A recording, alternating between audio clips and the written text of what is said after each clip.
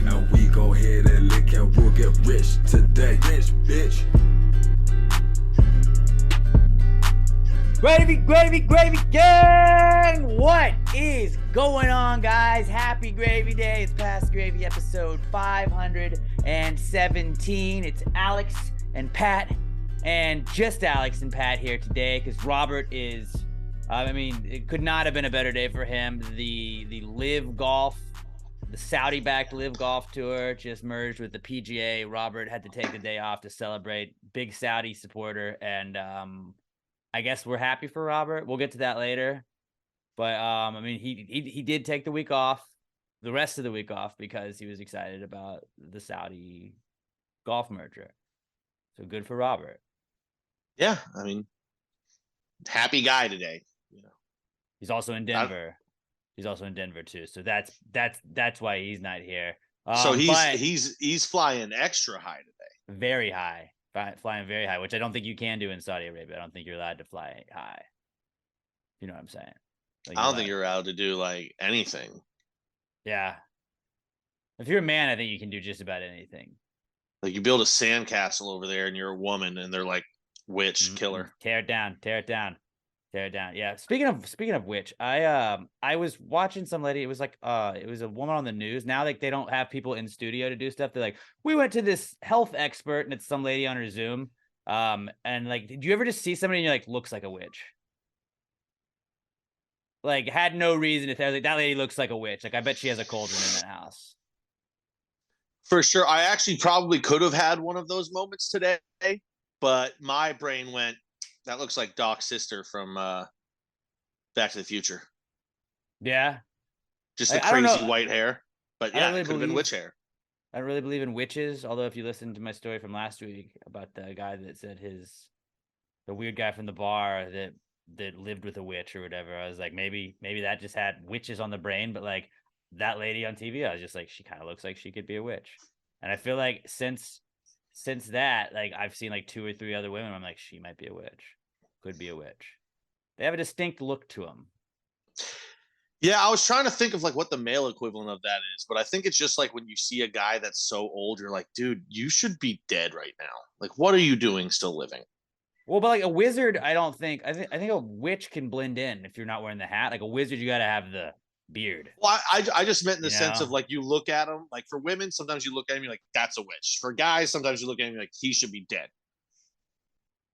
Yeah, no, just like, that's the thing that goes with the gen. I haven't figured it out for the they thems yet, but I'm sure at some point my brain will be like, we're learning. That's what they are.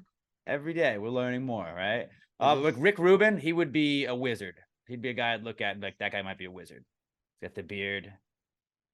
Just looks like he could be a wizard. That's the producer guy, right? Yeah. Okay, funny enough, I saw a picture of him for the first time yesterday, so I would not have gotten that joke 24 hours ago. Oh, if you also look up Biff Whiff, he looks just like Rick Rubin. So that plays too. He's from I Think You Should Leave as well. But yeah, the resting, like, is it resting witch face, I guess is what we could just call it, where it's like she looks like she could potentially be a witch. Hey, don't cross her. Right. She might curse you. Just tread lightly with that one. Don't let your children go over to her house. Yeah, good call. Unless they have an ample supply of breadcrumbs. That's how they found them, right? They left breadcrumbs. That's, it's not even for health reasons or anything like that. That's the best reason to not have fat little kids, because then witches are going to snatch them up. Yeah, they are. Your kid's a porker, then somebody's going to stuff an apple in their mouth and roast them over a fire. It's easier to like probably lure the bigger kids, but I would also think like a bigger kid would be harder to kidnap. They're actually easier and harder to kidnap at the same time. No, because if they're a bigger kid, that means they're sweating more and they don't like doing physical activity. So if they're just outside, you're like, hey, you want to get in the air conditioning of my van? They're going to be like, yeah, I do. It's 104 out here today. My parents locked me outside. I don't know what to do. They're making me this. And also they're fat. You can exercise in this van, kid. Here, get this candy. Like, I'm in. Everybody knows, like, the cliche has been for 50 years, kids don't take candy from strangers. Fat kid's going to take candy from a stranger. Most likely to, yeah. Yeah. You got candy and air conditioning? Let's do this. No, you're right. You're right. This morning on my way to work, have you ever had a fire truck or a police car behind you before? Like, I know like you're supposed to get to the right side of the road, but I was in a weird spot this morning where like I drive to work when like no one's on the roads really, and I just heard sirens coming, and I was like, okay, cool, whatever. Like I'll just get over whichever way they're getting. So like at one point I got in the middle lane, and I was like, well, like they could turn left.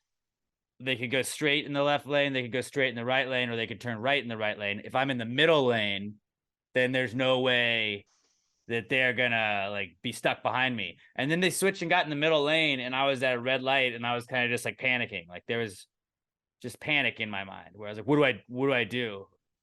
I just pull forward and cut the wheel. I just ran a red light. Just ran a red light and got over a little bit. And then they went by me, but I was like, you could have gotten the left lane, and like they freaked me out. I was like, I'm trying to play by the rules, but I did get to run a red light, so that was kind of cool. I think that's what you're supposed to do. Is you're supposed to just pull through the intersection and get out of their way. The last time it happened to me, though, I was at the front, and I just kind of like cut the wheel right, and just like parked in front of the car next to me, and I just kind of sat there. And luckily, the light turned green right away, and I just kind of like cut it back and went forward. But yeah, don't do that. Pull through the intersection. That's what you're supposed to do. Just make sure you don't get fucking like T-boned on right. Which yeah, I mean, there was no one on the roads, but like it's interesting when there is like traffic, how they have to navigate around like a bunch of traffic to get into the left turn lane to go do a right turn and shit like that too. Where you're like, what are we all gonna do? And it was just me. So like I was like, bro, you could have just gone any way you wanted, and I wasn't gonna get in your way. And it was like, no, let's get right behind this dude. He was just helping you catch a light. Bit. Maybe they're like, he seems like he's running exactly on time to work. Let's help him get there just a second earlier. I mean, do you have a PTG sticker on your car? I don't. Yeah, I don't either. We should definitely have those. We need to. We're done. We're bad at this.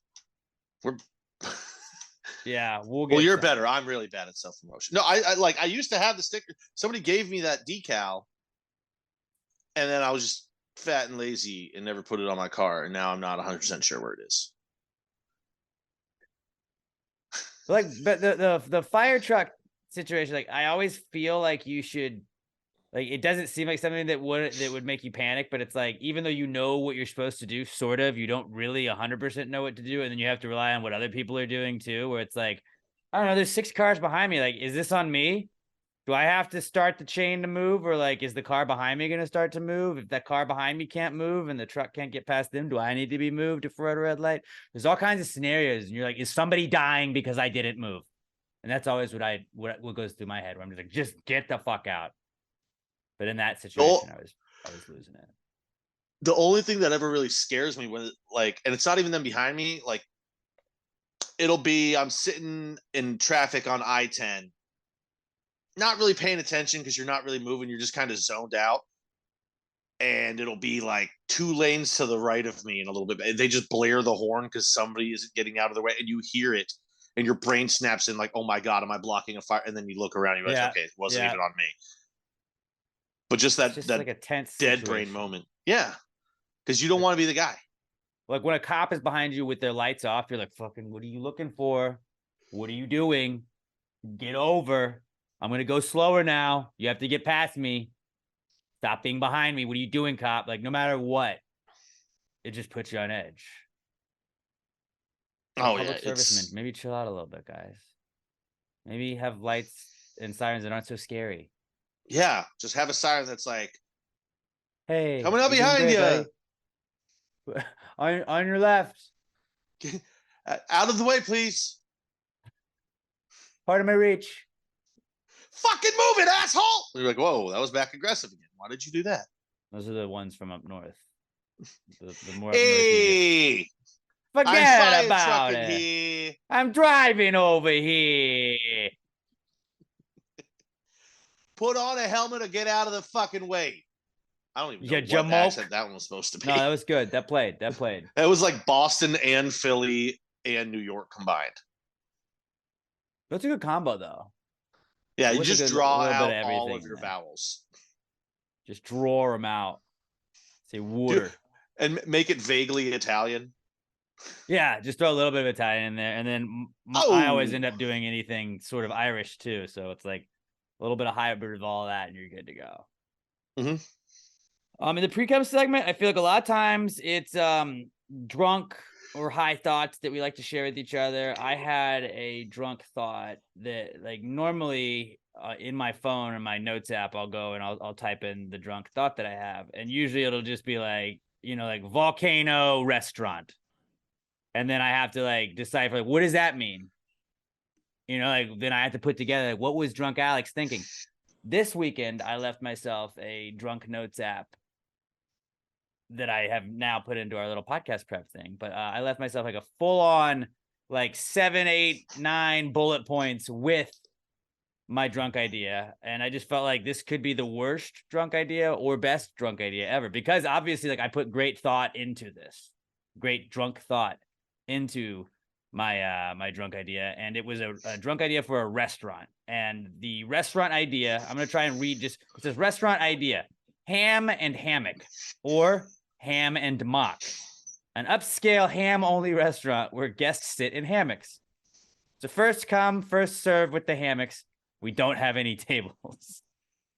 Think Fogo de Chao or a Brazilian steakhouse, but only ham.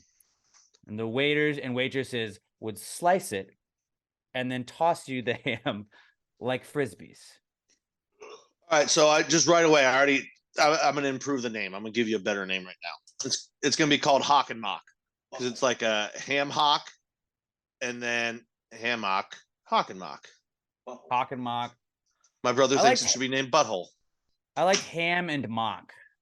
It makes it seem like an upscale like restaurant, you know, like it would be like anchor and fish. Oh, that's a really nice like seafood restaurant. Like ham and mock is like, what does that even mean? So like Hawk and Mock. Hawk and Mock sounds kind of cool. But that's also got more of like a sports bar vibe to it. Right. Ham and Hammock. I mean, obviously that was a starter name, but yeah, I think ham and also, hammock doesn't sound as cool. I think there's a major, you have to make it super upscale because you need to make a lot of money off of each person. Because I don't know about you, but if I'm laying down and eating ham, I'm gonna fall asleep very quickly, and that's bad for the restaurant business because you're not turning tables. You gotta get people in and out, get the next people in and out. You gotta make more money off of them, and if people are napping, you can't really. I mean, your revenue is just dropping off right there. Well, you see, you can't really turn tables because, like I said in my notes earlier, there are no tables, just hammocks, and it's first. But so turning hammocks. You come with like you, me, and Robert go, and we're like, we'd like 3 hammocks. Like, we only got 2, and it's just you gotta pick. So Robert might be 4 hammocks down. We might be 1 over. Like none of it, I guess, would be together. So I kind of like that idea of it, and I also like that I wrote upscale. So it's like you have to dress nice to sit in hammocks. That makes me happy too. And then just like you're getting ham thrown at you. I also put waiters and waitresses toss the hams from at least 10 feet away, and you can pay $5 for ham insurance. That replaces any ham that you don't catch. Which I don't know. I don't know if that means that like you don't catch the ham, you can't eat the ham, or if you can eat the ham off the ground. I think that's fair game. I think you should be able to eat the ham off the ground. But if you're like, couldn't catch it, I paid the $5 for ham insurance. I'd like another slice of ham, please. Toss me over another one, waiter. So this restaurant needs to be put in a place that is simultaneously extremely wealthy, but also kind of redneck as shit. Florida. Like where? But what part of Florida? Somewhere on the beach. For most of Florida. Tampa Bay. Maybe. I'm just trying to think, like, Florida is like the extremes. Like Florida people, those aren't wealthy people. Like the rich in Florida are just like they're transplants from other areas. Right. But they go to Florida because they have all that money. But we need the rednecks to be the ones with money. So like maybe like West Texas, like an oil town. So it's all these dudes, they get their oil checks. They've got a fuck ton of money. It's like, yeah, dude, I just want to lay in a hammock and eat Where's ham. Like Jimmy Buffett's Margaritaville's located at? Like Key West? I know there's one in Key West. That seems like where rich people are because like you have a lot of money if you have a place in the Keys. Ooh, you know where this might be a good spot? Myrtle Beach. Myrtle Beach. Let's play that. I feel like that's a redneck with money area. Like Padre Island here. And because like I said, we got to put the price point where you're paying enough to where you can just chill for a long time. We don't make much money off you. But like the kind of people that are going to come in and do this are trashy. So we need that like guy right off the oil field money. Your dad invented the shake weight, but you're just kind of a fucking redneck, so you're a trust fund kid.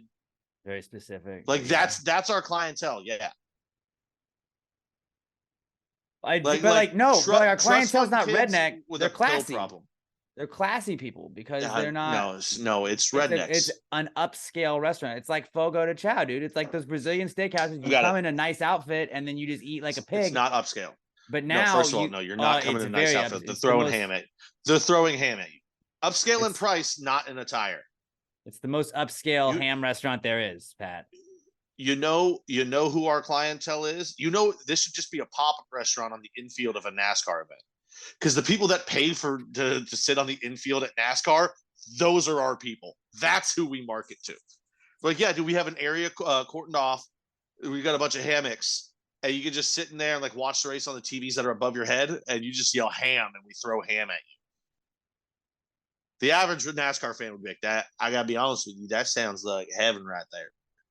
You mean to tell me I can lay in a hammock, eat ham, and watch Earl Jr. come out of retirement and win a race? Hell yeah, brother. That's a weekend. Well, I haven't even told you our slogan yet. Oh my God, how can it get better? Yeah, no, our slogan is we're known for one thing, and that's two things. Ham and hammocks. Don't say ham and hammocks. Just the slogan is we're known for one thing, and that's two things. That's the slogan. Leave it vague enough to where it's still gonna be slightly vague to where people could just read the slogan and be like, well, I don't know. But people that know are like, ham and hammocks. That is what they do. We're known for one thing, and that's two things. Yeah, which are ham and hammocks. No, you don't see it. It's got to be concise. You're adding a third line to it. 2 lines. We're known for one thing, and that's two things. Like that fits on a t-shirt beautifully. Now you got to do ham and ham. Like, where's that third line going? Because I want this to circle like our logo. Our logo is just a ham. Our logo is a ham and a hammock. A ham and a hammock, absolutely. Ham and mock. Hock and mock. Hock and mock. Ham and mock makes more sense because it's ham. And then it's like basically fitting ham and mock. It's ham mock. And we could also mock people. We could make it like the waiters can be mean to you if you don't catch the ham that they throw to you. Like, hey, you fucking idiot. Butterfingers, right? And someone just raises their hand. Can I get some more ham? You. The waiter's like, can I get some more ham? Oh, you gonna catch it this time, bitch? Maybe get the ham insurance, pussy. Want some ham? Huh? Why don't you waddle out of your hammock? Try and roll over without hurting yourself. I like this restaurant more and more. We're known for one thing, and that's two things, guys. One thing, but it's two things. What does that mean? I think it's pretty self-explanatory if our name is Ham and Hock.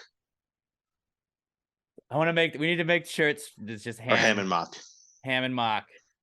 Just make that, like, the shirt just the ham and the hammock. And then on the back it said, we're known for one thing, and that's two things. And then in really small letters, it's just ham and hammocks. Who wouldn't buy that shirt? When you first said this, I was like, okay, this is not going to work, but I'll tell them what to do. Now I'm 100% in. Like, it may be my best idea yet. Like, I want to move to Myrtle Beach and then just travel strictly to whatever the closest NASCAR track is. I know there's one in Charlotte. Yeah.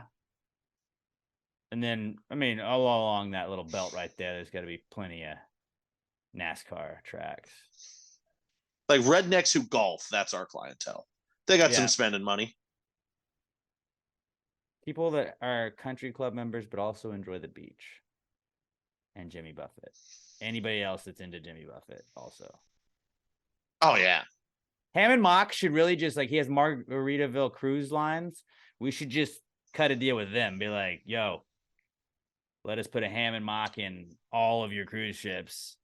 Or print money. We just go with the like Taco Bell Long John Silver's model, and we go to all the already built Margaritavilles and be like, what if we team up on this? We take half of your space. We put in Ham and Mock. I don't hate that at all. Yeah. And like for a vacation kind of destination, like the shirts that you could sell would be awesome. Like the boardwalk themed shirts. Like, I got all hammed up at Ham and Mock. Myrtle Beach. If I had nothing there, I was going to try and create one on the fly, and I had nothing. I'm all hammed up. I like that. All hammed up. Yeah, we need a mascot. Oh, but you know what? At Fogo de Chao, I hope that people know what Fogo de Chao is that are not in Texas. But it's like a Brazilian steakhouse. You put a green little circle on your table. Just say Brazilian steakhouse. Those are everywhere. Yeah, that's right. Yeah, you put a little green dot on your table. They come around. They keep slicing meat until you put the red dot on there, and then they stop, and then you put it back to green. When like you would have a flag at your hammock to tell them like to come back or to not come back, and when your flag's not up, they're like, all right, there go. Keep flinging ham at them. But then when you pull your little flag up, it just says all hammed up. That's what the flag says. And that's like, hey, we're good. I'm good on ham. No ham in this hammock. Are we just doing like, it's just a ham and we're slicing off pieces, or is there going to be different kinds of ham? We can expand on the hams, but like there's nothing else.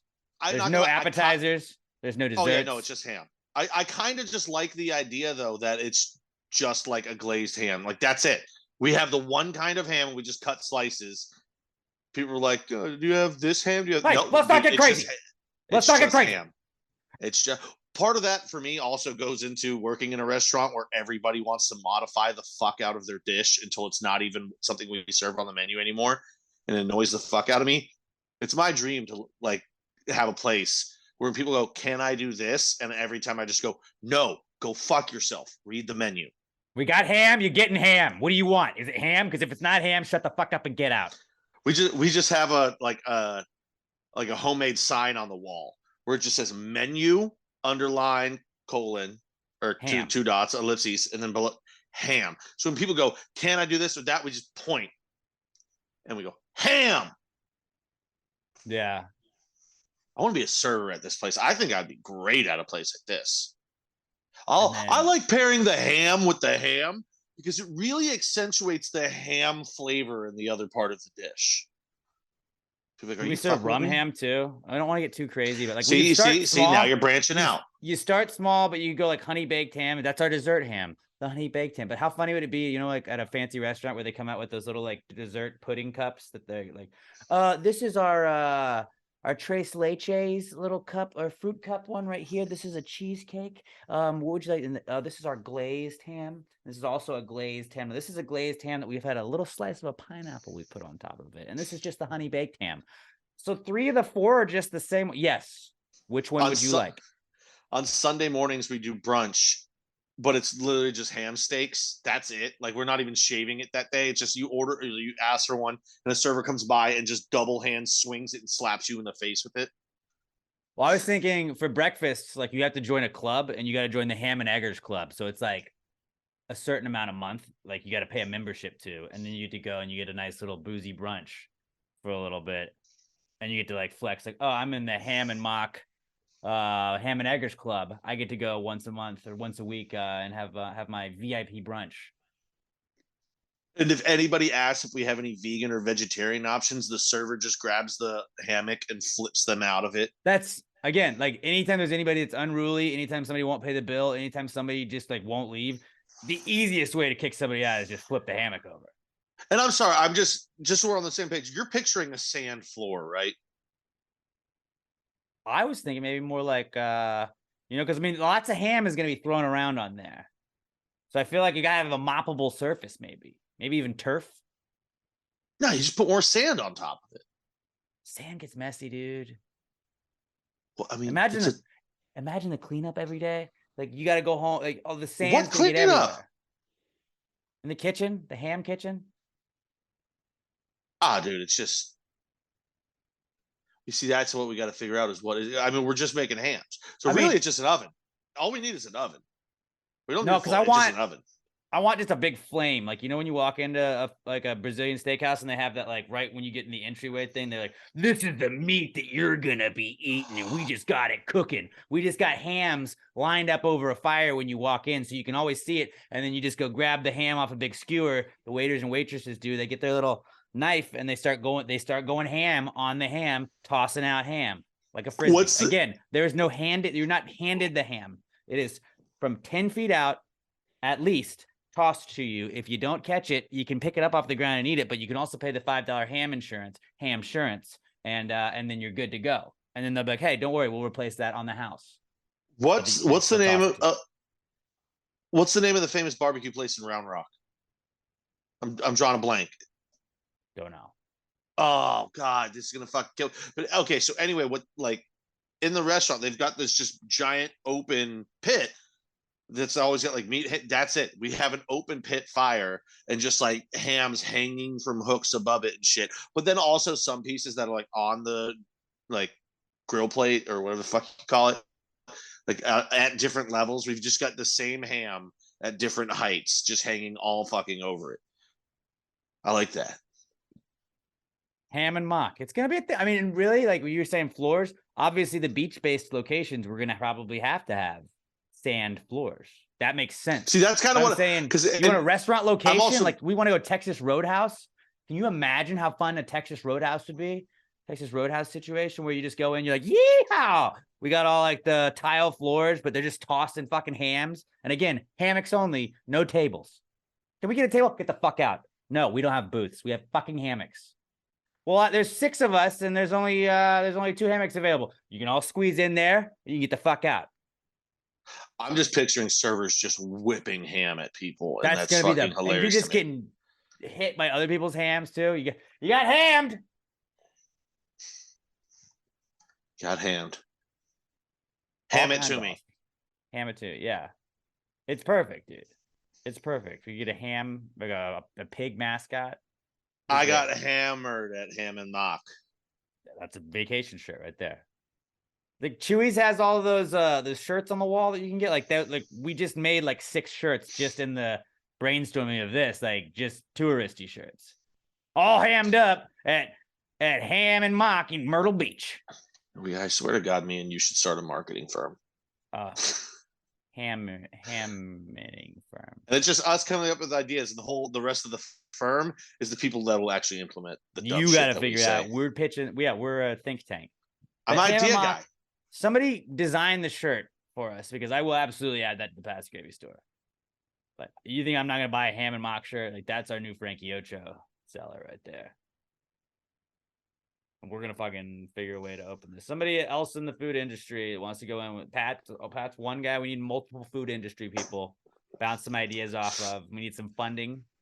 I'll see if I can reach out to Tillman and Russell Ibarra. I'll see if I can reach out to those guys. When I get elected mayor, I'm gonna make sure that I put like all of the like the air. You know, the airport just did that shady deal where they cut out like Papa's food. Like I'm just gonna only put Ham and Mock in all the airports. So I can talk to Chris Pappas. He comes to the restaurant all the time. Good guy. Be like Papa's should buy us, and then we can just put it all in all the airports. There we get a lot of money. See, he greases our hand, we grease his hand. You know, you know, it's politics, baby. I'm not even mayor yet, and I'm already figuring out how moving and shaking, making deals. I'm a game changer. All right, excuse me. All right, that was all I had for the Precome segment. Besides the fact that I wrote down that we should bring back using the word fat back. Remember calling stuff fat? That would be cool. Maybe. But yeah, that's fat, dude. PHAT.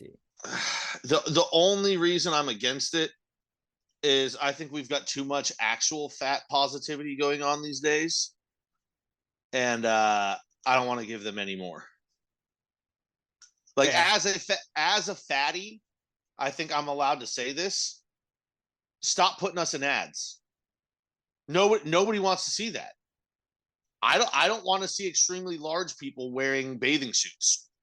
It's just not. It's not visually appealing. Stop it. I think it was Jeff Dye said in one of his routines that I saw the other day. He was like, everybody loves talking about how beautiful Lizzo is, but every girl I've ever said, hey, you look like Lizzo, gets mad at me. It's a compliment. PK Subban got in trouble during one of the hockey broadcasts because he said the team needs to pack a Lizzo-sized lunch, and people online got mad at him. But he had the correct response. He was just like, "Yeah, dude, go fuck yourselves. I don't give a fuck what your opinion is." And that's how you stop these people that get offended by everything. You just go, "I don't care." Yeah. Or you get offended by their offense. That's called gaslighting, boys. Well, I don't like how you use gendered language in your attack on me. Like, I just flipped that weird shit on you now, didn't I? So I've been rewatching the Mission Impossibles with my brother, and I just finished the third one last night. I had a thought. By the fifth movie, you'd think all these terrorists would be like, maybe we should stop targeting this guy. Or even more, a better thought, you'd think the government would be like, oh, Ethan Hunt, he flipped on us again. You'd think they'd be like, hold on. In the past 8 years, 4 other times people have tried to frame him. Maybe let's give him benefit of the doubt before just excommunicating him from the agency and then trying to kill him and then him taking out 30 of us. Maybe let's just hear it. Maybe let's just hear his side of it. But no, they just honestly, keep going after this guy. They keep framing the same guy. Stop framing the same guy. After the lasers part in the first one, like, you should whatever he wants, we'll just give it to him, man. Like, we can't fuck with this guy. Did you just see what he did with all the lasers? He did the fucking rope thing. Come on. But like these people just don't get it. Like, James Bond had a million movies because they kept being like, well, what if we went after James Bond? Let's get James Bond on this. The Bourne Identity, kind of fucking same shit. John Wick, same kind of shit. Like, quit fucking with those guys. Bourne Identity was closer to it. James Bond, most of the time they weren't targeting James Bond. Now in the new ones, it does show that it was an overarching thing of his, I don't know, stepbrother, whatever you want to call him, trying to torture him. But for the most times, James Bond just got a mission and he went and fucking saved it, which does happen in Mission Impossible also. But like, there's a lot of them where they're trying to set him up and frame him. How many times can you try and frame the same guy before the government's just like, they just keep coming after him? Was there anything cooler than the gum though in that first one? The red and green gum. Cool. Like, that was the blow up gum. It's like, what's so fucking cool. It blows up things. Like, what if you chewed it? Oh no. Also, is Philip, I don't know how much you remember of the third one. Not much. Philip Seymour Hoffman might be the greatest villain of all time, that when you look at the actor, you just wouldn't see him as a villain. Yeah. But he is so fucking, because he's such a good actor. He delivers the line so well. He's so fucking menacing, and he's just such a great evil guy. But it's coming from Philip Seymour Hoffman. I just think of him as the weird little guy that can't acknowledge his gay feelings in Boogie Nights, and the former child actor from Long Game Polly. Yes, absolutely. And then he plays a fucking evil, sociopathic, murderous terrorist in this movie and nails it. Fucking nails it. And he was in Hunger Games, I think, too. So, oh, yeah. But I mean, those were just the two that always pop into my head for him. Right. But yeah, I think he might be the greatest unlikely villain of all time. No, nobody else is coming to mind, like, for me, that's like, dude, he was a great villain in that movie, and I never would have pictured him as a villain before that. I can see that. I'm sure somebody's screaming at the thing right now, but let me know. Send us a thing. Pod at NotPatDion. Hit us up on Twitter. That's what you brought in for Precome? Yeah. All right, solid. I feel like I hijacked all of that, but I just had a little Precome. I just had the best idea. Like, I never ever do that much detail on a drunk idea, and I was like, no, I need to tell the world about this one. So I was like, to Drunk Alex, we did it, buddy. The world knows now. I hope I did us a service. This should be a way you can talk to your drunk self later without having to go like get re-drunk. Like I should be able to be like just like a communication with it. That's Fuck yeah. But what did you think? That's good, man. Nailed it. No, you forgot this part. That doesn't even make sense. Don't worry about it. Let's do it. You're hungover. You're just laying in a hammock gnawing on ham. It's beautiful. Toss another one. Hand me up. More ham. I want another ham. Give me another daiquiri and a ham, all right? Keep them coming. Can you make me like a Bloody Mary, but like just shove some ham in it? You pass out. Sir, we and could wake definitely up do and that. Just have like a blanket of hams on you because they've thrown so many at you. You didn't put your all hammed up flag. All the employees are just like, how many pieces of ham can we land on him before he wakes up? Answer: as an impossible amount until the hammock breaks. How do you not keep a place like that staffed though? Like, who wouldn't want to? If I was like, yo, dude, you get to be a waiter or waitress, but you gotta be like 10 feet away from everybody, and you just sling ham at them. Who says no? Yeah, you just get to fire hunks of meat you at having the a bad day? customer's head. Keep it coming. Ham and mock, baby. I got a beer delivery boy here now. It's great. Oh. Speaking of beer, Southern Star Brewing Company, that's our beer delivery boys and girls on this podcast, the official beer sponsor of Pass the Gravy podcast. We love Southern Star. They're always coming out with new beers. If you're not heading up to the brewery, go check it out. If you haven't been up to the brewery, I don't know what you're doing. It's the best brewery in town, 3525 North Fraser Street up in Conroe. Go up there. They have all kinds of stuff that's like tap room exclusive. Sometimes they'll roll it out in cans. Sometimes they'll put it in storage.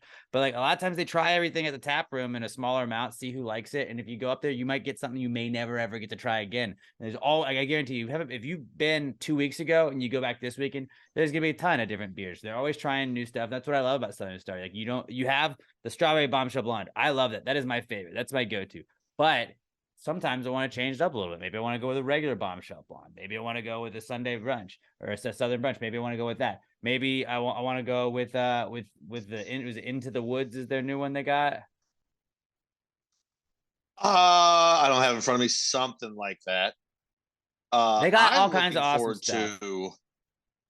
I hope they weren't just teasing me and fucking with me, but they put a little teaser out there the other day and made it seem like to me that my original favorite Southern Star beer, the Blood Belt Ale, might be making a comeback. Which I haven't been this excited for news since the last time I knew I was going to see a titty in person. That was a good day for me. I was like, I'm going to see a titty later. That's fucking awesome. This news, best day since then. That's how much I love this beer.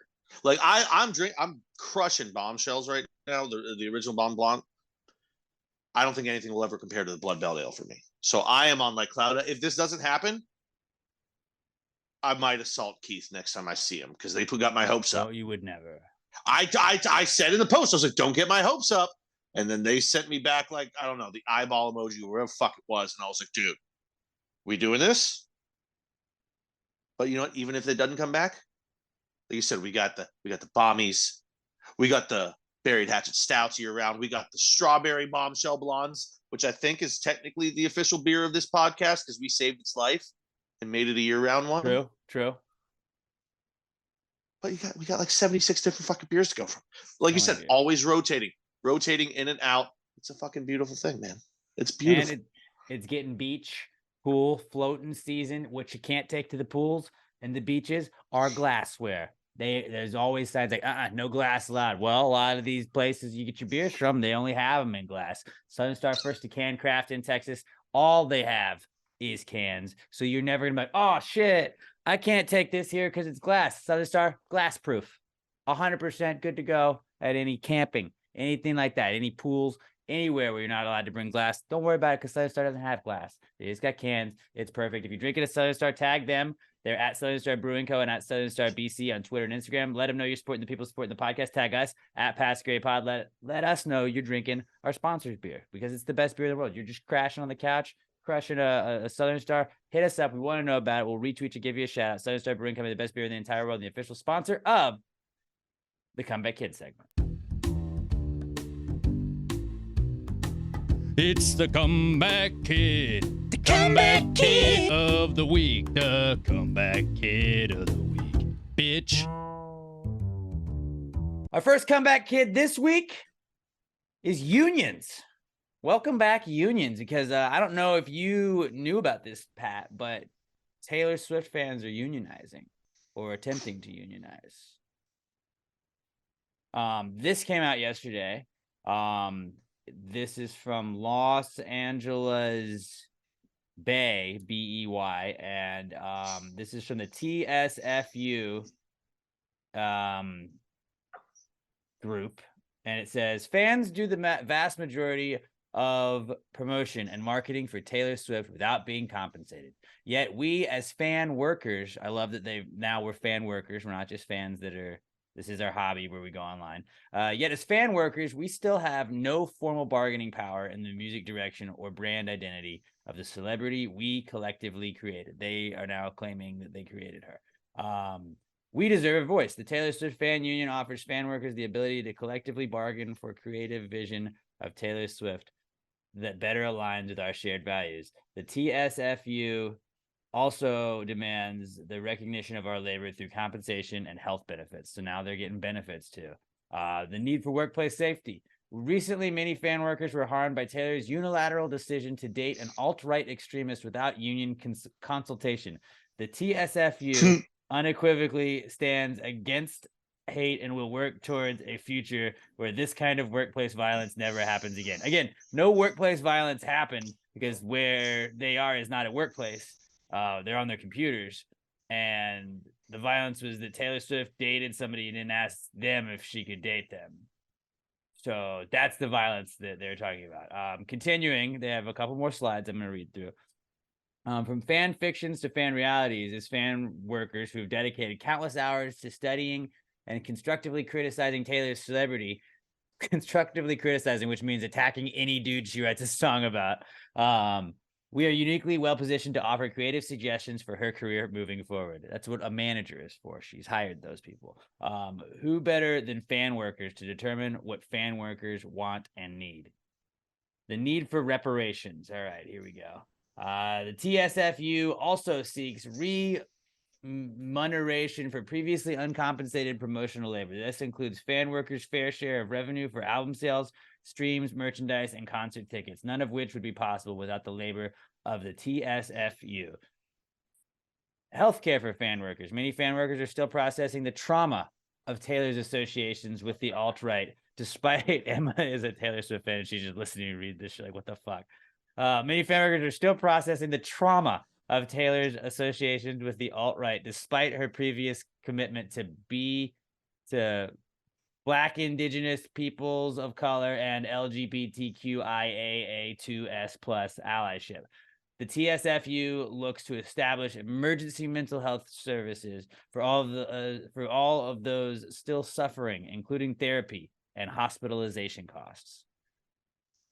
Our mission, by joining the United Musicians and Allied Workers, the TSFU looks to become the first formally recognized fan union in history, revolutionizing labor relations between fan workers and the celebrities they've labored to create. Now is our moment to end exploitation and create equitable representation for Swifties everywhere. That was a real tweet that somebody posted, and somebody made a slideshow of that. They made a slideshow about that. Again, to recap, these people are traumatized and they're also now employees. They've decided that we are going to create a union, which makes us employees. By the way, we are now employees, so we now are entitled to compensation. Taylor Swift, yes, you did write, create, do all the music, but we liked you and we tweeted a bunch about it, so we're entitled to compensation because without us, there is no you. The you that did create all of the stuff. Without us, there is no you, which I get it. Like, you don't have any fans, you don't have followers. Yes, okay. But like, just because you fucking blow up Jake Gyllenhaal's Twitter feed because he was mean to Taylor Swift and she wrote a song about it, or just because you call John Mayer a scumbag, or just because you're mad at Maddie Healy because he said shit on a podcast one time that you didn't agree with, like, that doesn't make you an employee. Like, we did this, we made her. No, it's kind of crazy to be like, well, all the albums you made we deserve some of that. Like, I need to cut, and now we need you to pay for our healthcare too, because I have to go. Like, imagine going to the hospital, getting checked into the hospital, and be like, all right, well, like, Maddie Healy said some shit on a podcast 2 years ago, and now he's dating Taylor Swift, and I don't think Taylor Swift saw my tweets, and she's still dating him. Flip it on the Taylor Swift fans. How did they not dig that up right away when it was rumored that they were dating? How did they not go so hard to research him? I didn't hear about it. I didn't hear about it until after they broke up. But that's why. Oh no, that was one of the things they were bitching about. But they did know that Matt Healy was problematic. That's why they've been warning Taylor. But Taylor's obviously not been listening to them. She's not been listening to her union, which is like, you can't make yourself a union if like you're not an employee. If like all of Taylor Swift's, if like all the people Taylor Swift employed were like, hey, we should get together. Like, you're not getting paid. You're not a worker. You have to be like a volunteer. I guess you could be a volunteer union, but like, you don't just get to be like, hey, like I love the Gravy Gang, but like, you can't just like unionize and be like, now Pastor Gravy has to pay us all, because it's like, we're not making that money. And like, we can't, like, I appreciate everybody, but like, you can't just, you don't own the product now. No, I feel like they think that they own that. And then it's like, they're like, well, we don't think she should date this person, so we should be entitled to not letting her date that person. It's like, that's kind of crazy. The best thing about it all is, because I mean, it's great because this post is obviously fake, but you get into the comments underneath it and you're like, this is why we fucking have Twitter, because it's the best thing. Like, one of them, there's 3 in a row that popped up on mine. It was, one guy goes, it's funny enough on its own, but it's even better when you think about the small but non-0% of her fans who read this and genuinely support genuinely support the idea, because they're fucking nuts. Now, most Swift fans, even the hardcore ones, have somewhat of a level head on there. They're not fucking crazy people. They're just fanatics. Right. I understand. Me and you, same thing for the Packers and the Giants. But I love them so Giants much. Should pay me because I talk about it so much. Like most would be. But do you think there's 0 Giants and Packers fans out there that are like, well, I feel like I should get a piece of the revenue for how I'm I do pay their salaries. Years. I've been supporting them for 62 years. I deserve compensation. Same thing with Swift, but they're all just, that's another level of crazy. But also with it are the people that take this and acknowledge that it's bullshit, but still find something in it to get offended about. This guy right here. It's a great parody of fanaticism gone nuts, but keep unions out of it. Without unions, the corporations causing inflation, aka record profits, would have literally nobody to stop them, and all of us workers just get poorer and poorer. Dude, it's a fucking joke post. It's just, so you thought the whole thing was a joke post, or was this a person that was serious that did it, and then and then everybody was like, "This is fucking dumb." No. It's someone who's been known to like make fake posts like this. Okay, before. good. Okay, because I couldn't tell if it was a troll post or somebody that was a troller that picked up the post and ran with it, and I was like, I hope that was it, because I really hoped somebody really typed that out, which makes me. But it was just those two, the guy calling out, "Don't come after unions, we're so good," and then right below that guy is a dude going after capitalism. I know this is a parody, but it's time her hardcore stans see her predicated net worth of $1 billion and stop spending all their time and money supporting the capitalist who's exploiting their parasocial relationship with her. Dude, it's a fucking joke. Quit trying to be philosophical underneath a joke. No, that's the guy you that meet kind him of at a person, party. like, you see that guy at a party, you're just like, fucking, are you serious? Like, no, who invited you, man? Like, you have no friends.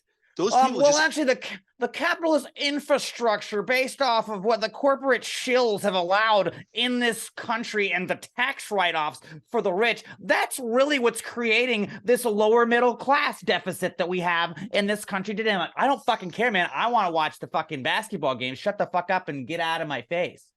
They're the kind of people that would see like a raccoon digging through a garbage can and like grab like a half-eaten burger and be like, see, we've created such a wasteful society and the corporations want us to just buy more and throw away all the excess, that we have enough food that we can just throw it away in third world countries. Blah, blah, blah. And me, I would look at that and go, the raccoon's eating a burger.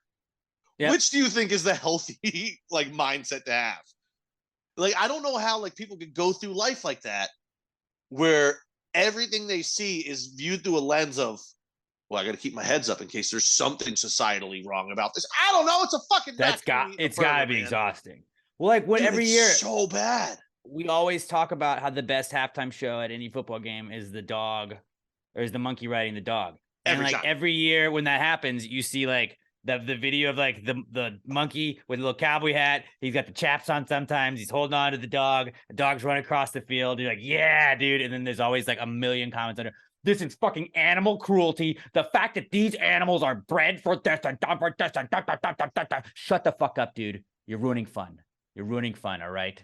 It's a fucking dog that has a monkey on its back. Let it fucking live, all right? They're not fucking, that's not hard labor for the dog, okay? It's not hard labor.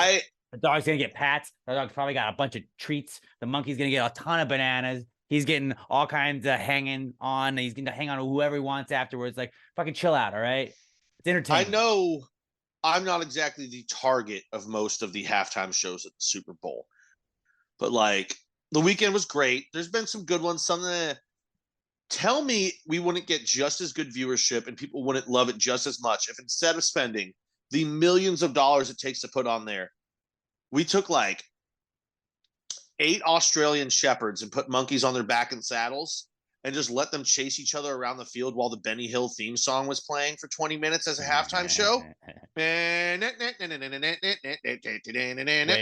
How great would that be? It's like the Puppy Bowl, but on steroids. Monkey on dog polo. And we're on the sidelines just hucking ham at the dogs, so they're going fucking nuts. Brought to you by Ham and Mock. Ham and Mock. That entire halftime show. The world's classiest hammock restaurant. We'll say they probably spend millions of dollars a year on the halftime show. This whole one comes in under 25 grand, and like 24 grand of that is buying 8 capuchin monkeys to put on the backs of. Oh, you don't even buy them. You gotta just rent them. Dude, you see fucking Tiger King? These guys with those that'll like let you have them. They'll just let you hang on to them. You think I'm not gonna, if I'm gonna put a monkey on an Australian shepherd's back, you think I'm not gonna own both of those animals so I can play with them later? Right, Come but on. just like long term, probably not the best idea for me to own multiple monkeys. But you're right. I'm just saying, millions of dollars, 25 grand tops. Right. No, I mean I get what I like where you're going with it, because like absolutely the Super Bowl does do the halftime shows to get like the Rihanna was there, so the people who didn't give a fuck about the Super Bowl would watch the Super Bowl. Like I get what it's for, but it's like I've always thought like if you just put the Puppy Bowl on at halftime, like I'm set. That's all I need. All right, cool. And we don't even need to be in the stadium. We're just gonna go to the Puppy Bowl. All right, give me that for 20 minutes. Like I'm in. It should just be. We really don't need a halftime show. Just put Charles Barkley, Paul Bissonnette, and then give them like Bill Burr and Theo Vaughn. And just have those 4 just discuss what was going, because we're going to get about 8 minutes of football coverage in that. No, we're going to get about 2 minutes of football coverage in that, and about 18 minutes of just these ridiculous people making all of us laugh. That's a great halftime show.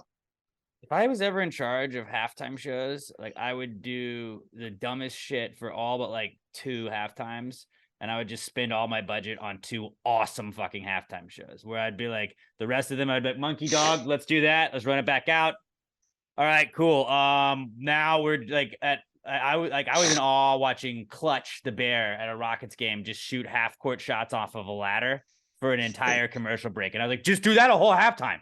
Like just have a random like Shane Falco type quarterback, have Keanu Reeves come out there and just try and hit the crossbar with a football. I'd watch the fuck out of that for a whole halftime.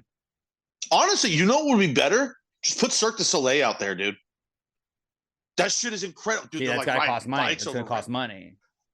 Okay, but if you're gonna spend it anyway, make it Cirque du Soleil. Well, that's one of the 2 you would spend the money on, obviously. But like you put like 2 ramps out there and a pulley system and get like 5 of those guys, and they'll give you the greatest show you've ever seen in your life. And it's gonna still cost less than getting fucking Jay-Z to perform. And watching the Stanley Cup final lately, and like just the NBA finals too, like they have so much shit they can do with the lights on the arena floor. Like just put a fucking game of Pac-Man on. at halftime, and like I would watch that waka waka waka waka waka waka waka waka waka waka waka waka waka waka waka waka. I would watch the fuck out of that for a whole halftime. Like just put random like arcade games on and just let me watch. Like it can just be a computer run one where it's not even anybody playing it, but like I would watch that on the floor of a game. Like I'm a simple man. I'm a simple man. I don't need high value entertainment. Just give me the fucking little the screensaver from the office. Yes, give me the box, and we'll see if it hits the corner. A whole fucking arena watching that for halftime. Come on, that'd be fucking great. That would be really funny if we were in charge of halftime. So for like the Rockets, and we spend money on like Red Panda, the girl on the unicycle once a year, and then we just do the square in the corner for every other halftime show. Actually, I bet you know what would be a better one? Because like you said, the purpose of it is to bring in people that aren't going to watch anyway.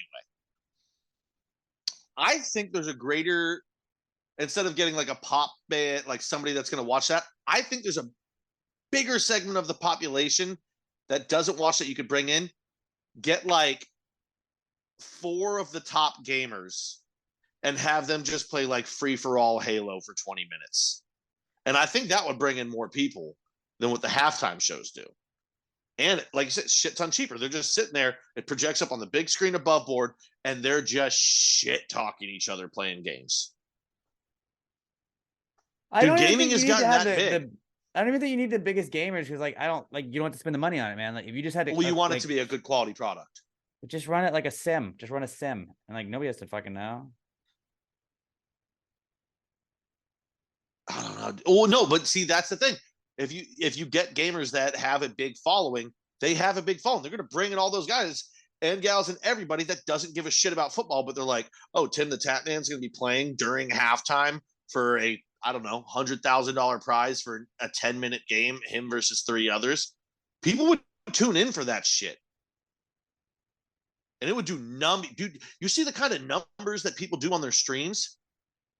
You build this as this was the only time it's going to air. It's live right now during halftime. That would do some fucking dude, marketing. That's what I should do. One thing that is a crime, we'll move on after this, is just the fact that like every baseball game you go to, like in between innings, why do they not have races of every kind? Like if you have the hot dog races at the fucking whatever, like the president's races they have at Nats games, like just do that every inning.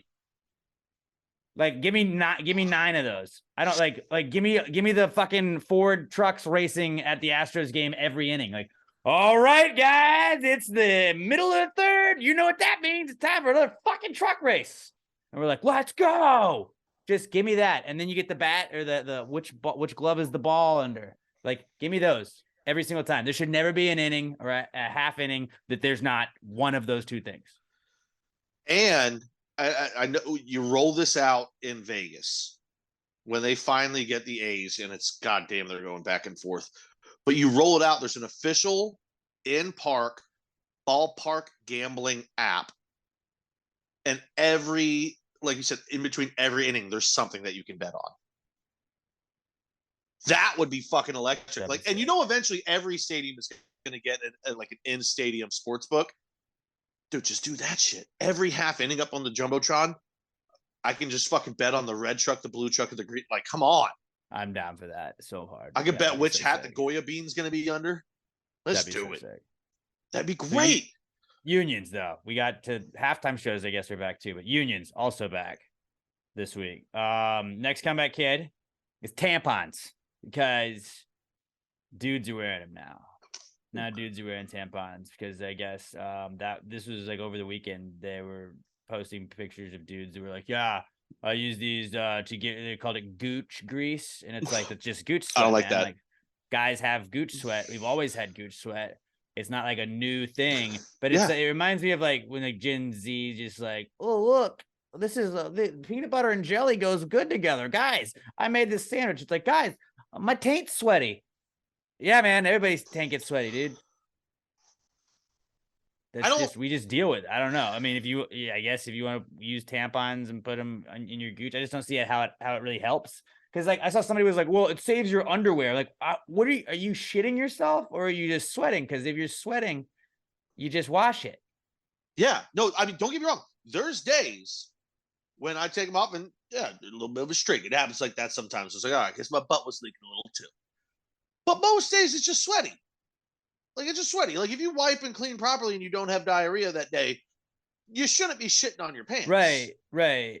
My biggest problem with this whole fucking thing is BuzzFeed writing this goddamn article. I assume the writer is 22, 23 years old because he used the term gooch grease. I'm sorry. There are two acceptable terms, swamp ass and swamp nut. That's what it's been forever. Don't try and come up with a new. Those names are perfect. They are what they're. Don't fucking rename shit. It's like, oh, this isn't my pinky. This is my end of hand extender. No, it's called a fucking pinky, you jackass. Yeah. It's called swamp ass. It's called swamp nut. Yeah. And then the Man Show years ago did man ponds was a bit they did, and that was kind of like when you get ass sweat, and it's like, well, this has already been a thing, but welcome to the future, kids. Oh, and yeah, dude, tampons though, they're fucking, back, not just for ladies anymore. Bro, Big Black talked about that in Robin Big years ago. He was like, yeah, I fold up some fucking paper towels and I stick them between my butt cheeks because I sweat a lot and shit happens. And I'm like, okay, yeah, that makes perfect fucking sense. But trying to call it gooch grease and shit. And also, I feel like in the long term, if men are buying up the tampons, it's just going to increase the price for women. Yeah, and we're trying to help quit doing that, guys. Women, fellas. Also, is it just me, or are you suddenly seeing a shit ton of tampon commercials in your streaming sites? Well, so streaming, I feel like it's hard to judge like with streaming because like you get the algorithm and then the algorithm just runs the same 6 ads max. Like you don't ever have more than like a rotating 6. So it'll be like the same, like, oh, cool, Chic Quattro is running a fucking razor ad every other time. And the tampon ones do pop up a lot, I feel like. That's what doesn't make sense to me, because if the ads are driven by like an algorithm and pushed to you specifically, why the fuck do I get literally 80% of my commercials on, I think it's Hulu, are tampons or in Spanish? What the fuck about what I'm watching is giving me these? Like, I feel like if I've never watched something in Spanish, most of my ads shouldn't be in Spanish. No, sometimes it just gets mixed up with like what's loaded in there. Like we occasionally have run like Spanish ads on the radio station. People are like, what the fuck are y'all doing? Why are y'all running? It's like, I don't load the commercials, man. I just fucking hang out and I do all the other stuff. So it's like sometimes it's just like a mishap. But like whenever it happens, like the tampon commercials will happen on mine. I'm like, I live with my wife, so I would imagine that like she's watching TV too. I know she uses Hulu also. So if it's a tampon commercial, I'm like, well, she's probably in the algorithm. But yeah, I don't know. I mean, is probably what it is. I'm sure it makes sense because they're like combat the gooch grease. Well, I'm sure they're like, well, was it 40 to 50 to 60? I don't know what it is. I'm just making up numbers off the top of my head. But that percentage of the country speaks Spanish, either as a first or second language. So like, dude, we might as well fucking run it because the numbers say it's going to hit enough people anyway, which makes sense. And honestly, the fact that I really can't even understand what they're saying in the commercial at this point, with how much Spanish I've been around my whole fucking life, and I still am just like blank face, not picking up what they're saying is kind of embarrassing. But I don't know. It's just the frequency of them with the kind of shows that I'm watching, like that and tampons. I'm like, why is this all I'm getting? You're missing ad revenue of the straight white man. All right. Next comeback kid we got is golf. Big day for golf. Robert stoked because the PGA Tour is merging with the Live Tour. The Saudi money is now not too bad for the PGA. So like not even a year ago, the Live Tour was like, hey, what if we just took all of our chic money and gave people billions of dollars to come play 3 days a week instead of 4 days a week to win like triple the money you would win on a PGA Tour event. And then, you know, you have less weeks you have to work. So really you get paid a lot more to work less. And the PGA Tour was just like, what the fuck? That's fucking stupid. And anybody that left there, like, you're basically supporting blood money. You're basically supporting terrorism. You're basically supporting this. I don't remember the PGA head guy's name, like the That's what I'm trying to look up right guy now. in charge of the PGA Tour, but he compared the Saudi owners. He basically was like, I have people in my life. I know 2 families that were affected and lost loved ones in 9/11, and this is a slap in the face to them. Yeah, Jay Monahan. Jay Monahan. Yeah. But like he was like, this is a slap in the face to them. This is no place in the sport. What you got to realize, like morals. You have to have morals, and you do have to have morals, I guess. And for the PGA Tour, those morals lasted about like 10.5 months. And then it's like, well, you know, and I mean, I feel like a lot. Like we're not the only people that have said it, but like $1 billion is a fucking $1 billion, dude. It's $1 billion. If the Saudi Arabians wanted to buy Pascal for $1 billion, absolutely in 4 seconds, not even 4 seconds, I'd be like, yep. Yeah, you get to have it. That's Sorry, why guys, we're a Saudi podcast now. That's what I would do because I can be bought for $1 billion. I fully, and basically everyone fully acknowledges that the 9/11 attacks were funded by the Saudi government, and we understand that. Like that's not something that you have to acknowledge or not. That is a fact. They funded the terrorist attacks that attacked our fucking country. And everyone acknowledges that. But also, I'm not going to get mad at a guy that a rival sports organization offered them so much goddamn money that their children's children will be forever set for the rest of their fucking lives. And they took it to work less, and still you're just playing a fucking sport. But all the people that go up in arms about it, like, well, I would never. Fucking, Jay Monahan and Brandel Chambly about this. There's an integrity that goes with the sport, and these guys are terrible. How dare they? Why would you ever take money from this? Or I don't know, because they gave me generational wealth that previously before this was never available in my profession in the history of fucking mankind. And now it comes out. Jay Monahan is just like, hey, he put out a press release to the players like, hey, you know, we're doing this, blah, blah. Brandel Chambly hasn't said a fucking word. A guy in golf that'll never shut the fuck up about telling you what is right and wrong and how things should be done. News has been out for 7 hours now? 8 hours? On Tuesday this week, yeah. Not a fucking word from this guy. Not a fucking word, because he's waiting for his bosses to tell him what he thinks about it. He's going full Nancy Grace on this. He's Nancy Grace Duke lacrossing it. He's a complete fucking shill. Probably take a week off. That shit on other people for taking money from a company that we're paying them and not even asking them to show for them. They're like, just show up and play golf. That's all you got to do. Fucking, what's his name? Phil Mickelson has just been subtly just dunking on people all day. He's not like saying shit, but he's just liking all the posts of people dunking on people for him. And he's like, yep. Yeah, I made $100 million knowing that this was going to come back to normal in a year. And I was going to work for them one way or the other. Yep. Fuck yourselves. Right. Fucking, it's really funny just how quickly, like, I figured this was going to be, it would be going on a long time. And really, all it took was Brooks Koepka, who I bet on, to win the PGA Championship, being the first Live Golf Tour player to ever win a major since the inception of the Live Tour. And after that was the Jets beating the Colts in the Super Bowl, where they were like, fuck, we got to merge.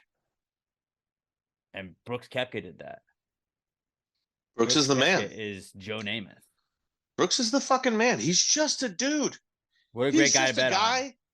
He's just a normal dude that happens to be fucking ridiculously good at golf. Like, He doesn't even watch it when he's not playing. He doesn't take a lot of time in between shots. He's like, it's going to go where I want it or it's not. And he just happens to be really fucking good at putting it where he wants it. And somebody offered him $100 million, and he was like, and I got to work like 8 weeks a year now? Yeah, I'll do that. Yeah, that sounds good. Oh, you know, the guy who famously doesn't show up for any tournament unless it's a fucking mate, or doesn't show up, doesn't play well, but when it's the majors, he's always played well. He's like, I only got to do this like 8 times a year. Now, fuck yeah, I'll do that. Yeah, man. It's really funny watching like nobody's lose their minds. But nobody's on the PGA side, and it's really funny just them being like, this is great for the sport. We're going to grow the sport. It's like, you fucking hated the Live Tour.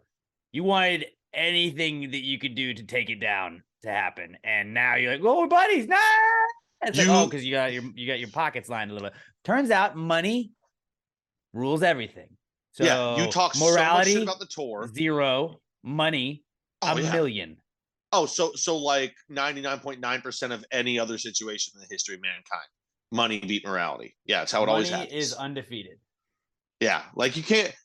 They talk so much shit about the Live Tour. They fucking butchered every player that dared even entertain going them. And then 10 and a half months later, they're like, we're taking the money too. Thank you. We're just not going to talk about the human rights violations that are still going on in the country because they're giving us money. But yeah, dude, okay. I'd shut up about it too. It's fucking business. But you know what? You should have seen coming about it if I got paid. yeah. Oh, I would too. I would too. But also, I wouldn't be the one. But I'm not gonna. Yeah, we're not acting like we're too good for that. I would never be the guy shit talking them and mercilessly doing it, knowing, yeah, paycheck's coming my way sometime in the future, and I'm gonna look like an asshole. I'm not gonna talk down on anybody like that. Like, oh, I would absolutely take that money. Yeah. The best thing I saw from it was something along the lines of with the merger, the PGA Tour and every tournament is still going to control holes 1 through 8, and then 12 through 18, and the Live Tour is going to control 9, 11. And I was like, that's a goddamn good joke. That is a damn good joke. Not a bad joke. I had to stop. I had to walk to the back when I was at work earlier, and I read that. I was like, yeah. I can't show this to anybody, but oh no, I showed dude. I work in a restaurant. There's no rules at restaurants. There's no rules. last comeback kid we got is it's our boys West Ham, the team that we have revamped. We're bringing them back. I mentioned this last week. We are recording on Tuesday. Shout out to Pat for recording a day early.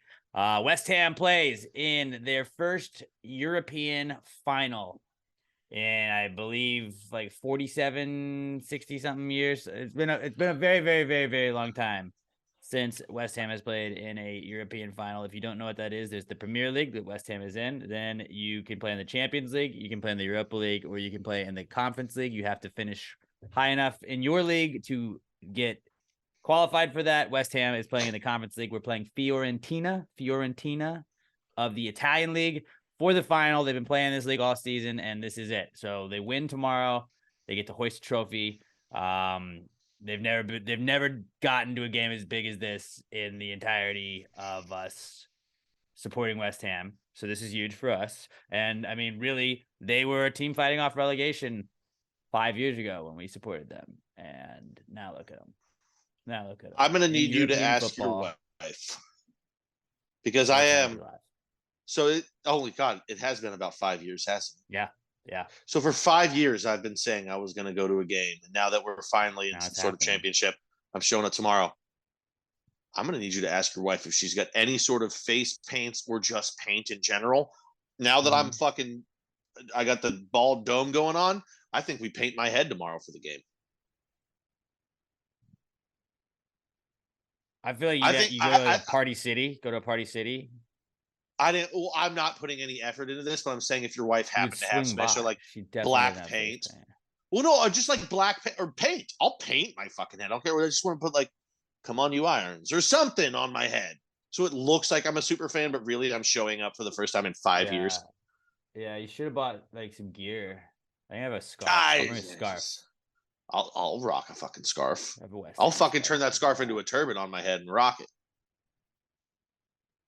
Okay. I'll look good.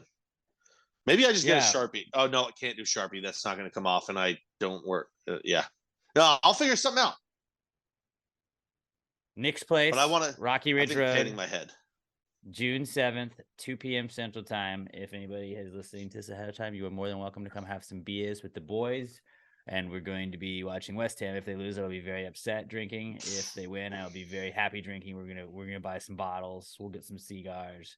We'll be having ourselves a fucking day. But I am again very appreciative for you recording today, because I will be doing all of the podcast, editing, all of everything to make sure that I have absolutely nothing on my agenda for tomorrow besides watching West Ham.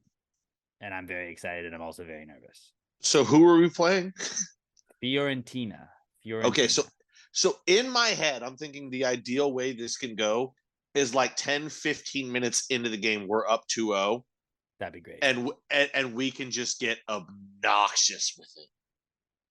Oh yeah. And just be a fucking mess. And then I'm the good luck guy.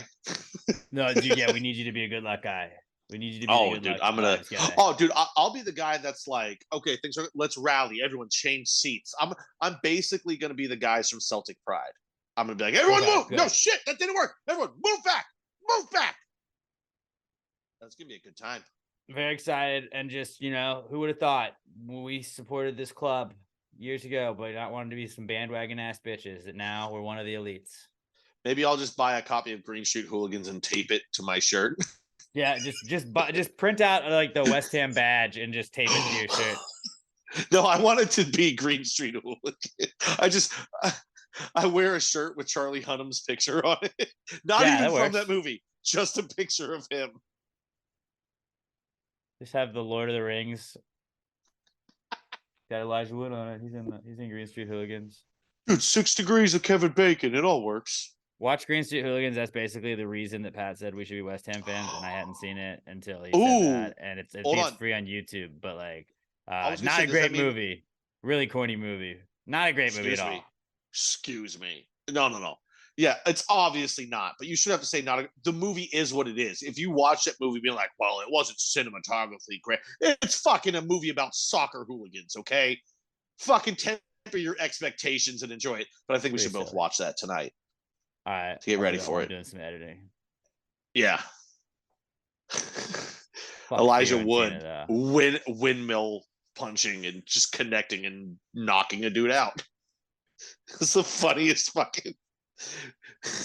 But West Ham, though, they're back, and hopefully they will be another comeback kid next week when we're talking about how they won and we got to celebrate all Wednesday. I'm very excited about that.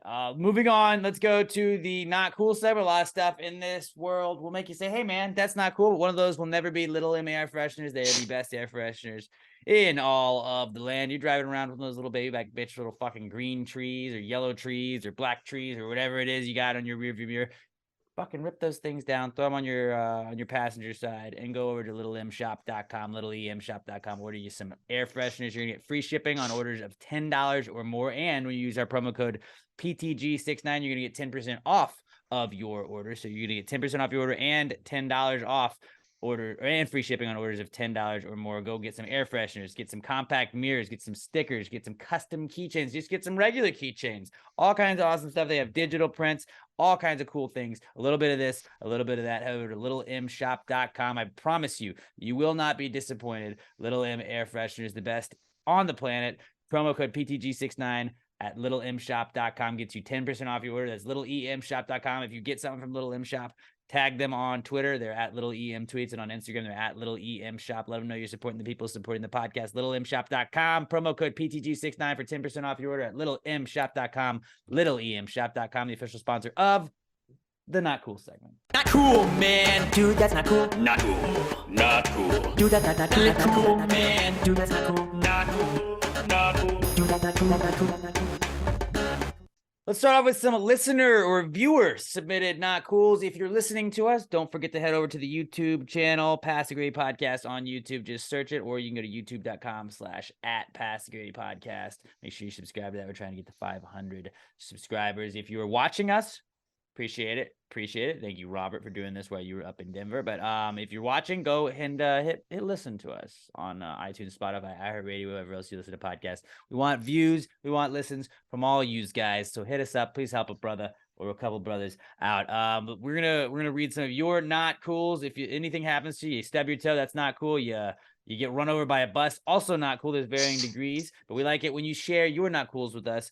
Hashtag PTG not cool to @PassTheGradePod. That's how we will search for them. And let's start with Glamour Perry. She's at Glam for Life on Twitter. Glamour says her not cool is coming home after being away for 2 weeks, only to find out that your ex cut you off from their Netflix. I am now a first-time Netflix subscriber. Hand up. Side note, we broke up 2 years ago. Well, I mean, you just got to be appreciative of how long you were able to have the access. Yeah, I mean, reading this, I guess it's cool that you're still at least semi-cool with your ex. Like, it must have been at least somewhat amicable because he let you keep. I feel like if it's a bad breakup, Yeah, like they immediately, have my fuck fucking you. Netflix. Yeah. But hey, you got you saved what's it? How much 2 does years Netflix worth of cost now? Netflix. Whatever it Was it is like now, just times it by 2. $10 a month? We'll say you saved $240 Look over the at last you. couple of years. Entrepreneur. And now that you're not sharing the Netflix, you can build your own algorithm. That's a nice thing. That is nice. But Sometimes you can just also have you got to pay profiles. for it Sometimes now. you can have So profiles on it, but yeah. I also feel like you know what? You're a good looking chick. You can just like how every good looking girl can get on a boat when it's summer. Mhm. You could probably have gotten a Netflix profile from somebody. I believe Glamour was also Boat Girl too. Oh yeah, a for couple sure. weeks ago. Yeah, I mean, I was kind I of. don't want That's to where I say was tying Glamour, it you're into. checking all like the boxes for like hot girls getting stuff for free, but you're checking all the boxes for hot girls getting stuff for free. Which is dope. I'm not shitting on it. I'm just saying you're checking all those boxes. We get to pee standing up. They get to go on boats. There's a trade to everything in life. Glamour, please hit me up about an Amazon wish list that we would love you to post about with things that we also would like on them. That's the dream, is getting some chick to like put your stuff that you want on an Amazon wish list, and then like people buy it for her, but then she gives it to you. I didn't even think about that. I recently, and by recently I mean 2 days ago, discovered the warehouse deals on Amazon. Oh, I know. You were just sending me and Robert a bunch of stuff. Bro, so many lawn chairs that look so cool. I was looking through camping because the deals were so good. I can't afford to not get this. You don't go camping, but look at the prices. Dude, it's just I found a backpack that holds 58 beers. Is that what it was? Yeah, no, that was crazy. There's some good stuff. I'm not gonna lie. It was like we just got, if I could put that shit got on a 15 list. links that Pat sent us, and Robert's like, "What's up, buddy?" And he's like, "I just found out Amazon warehouse deals." It was 3 links. Well, it was like on my watch, so it was ding, ding, ding, ding, so it just felt like a bunch. But I was like, "What?" I sent Robert a chair because I thought that was funny, and it was a good deal. He might like it. Then I go, well, I sent Robert one, so Alex needs one, and that's when I sent you the backpack that holds all that beer, which would be perfect for your one camping trip a year.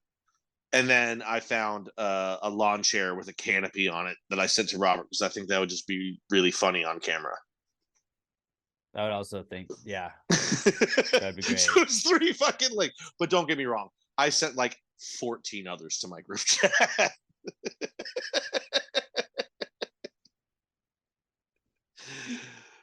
See, I am the target audience if I was rich. You are. Of ham mocks. Of ham and mock. Yeah, you would absolutely love that place. Just a fucking dumb redneck that has money. Except I'm not even a redneck. I'm just dumb. Next not cool is from Tessa Goriance at Tessa Goriance on Twitter. It's Tessa Goryance. And Tessa says her not cool is spilling coffee on yourself on your way to work. I have had that happen, and that is one of the worst, where you're already on your way there and you just I can't turn around, and now I just gotta I spilled it where it's it has the brown on your jeans, and it's just hey, I spilled coffee. I don't know. See, for me and you though, it's not a big deal. You're just people be have coffee on you, but you also, you're on radio. A tie, yeah. If you were wearing a nice shirt and khakis, people are like, "What the fuck's wrong with you, buddy?" I mean, granted, my whole vibe is just that of a man who looks like a mess anyway. But I also wear an apron. You spill coffee a lot. I wear an apron because anytime I tend to try and help anybody in the restaurant, I spill shit on myself. There you go. So then it's just on the apron. Doesn't matter so much for us, but and also I would never if I went into I don't know a Walgreens or whatever and somebody had a coffee stain on their shirt, I wouldn't think bad about them. I'd be like, they spilled coffee on themselves on their way in. They're a hustler. I mean, that's life. That's life. Sometimes, you want your employees to look pristine and great all the time, but anybody that's their employee had a coffee stain on them, 3 stars out of 5. I'd be like, well, you should fucking go kill yourself because I hate you. Shut up, you're a bad person. You fucking dickhead. You know what? You're not welcome to ham and mock. Hey, just be happy that they're there. If they needed the coffee so bad that they were doing something to where it spilled on them because they were probably driving on their way to work, they still showed up. That person's a fucking trooper. All right. Think about that next time. Yeah.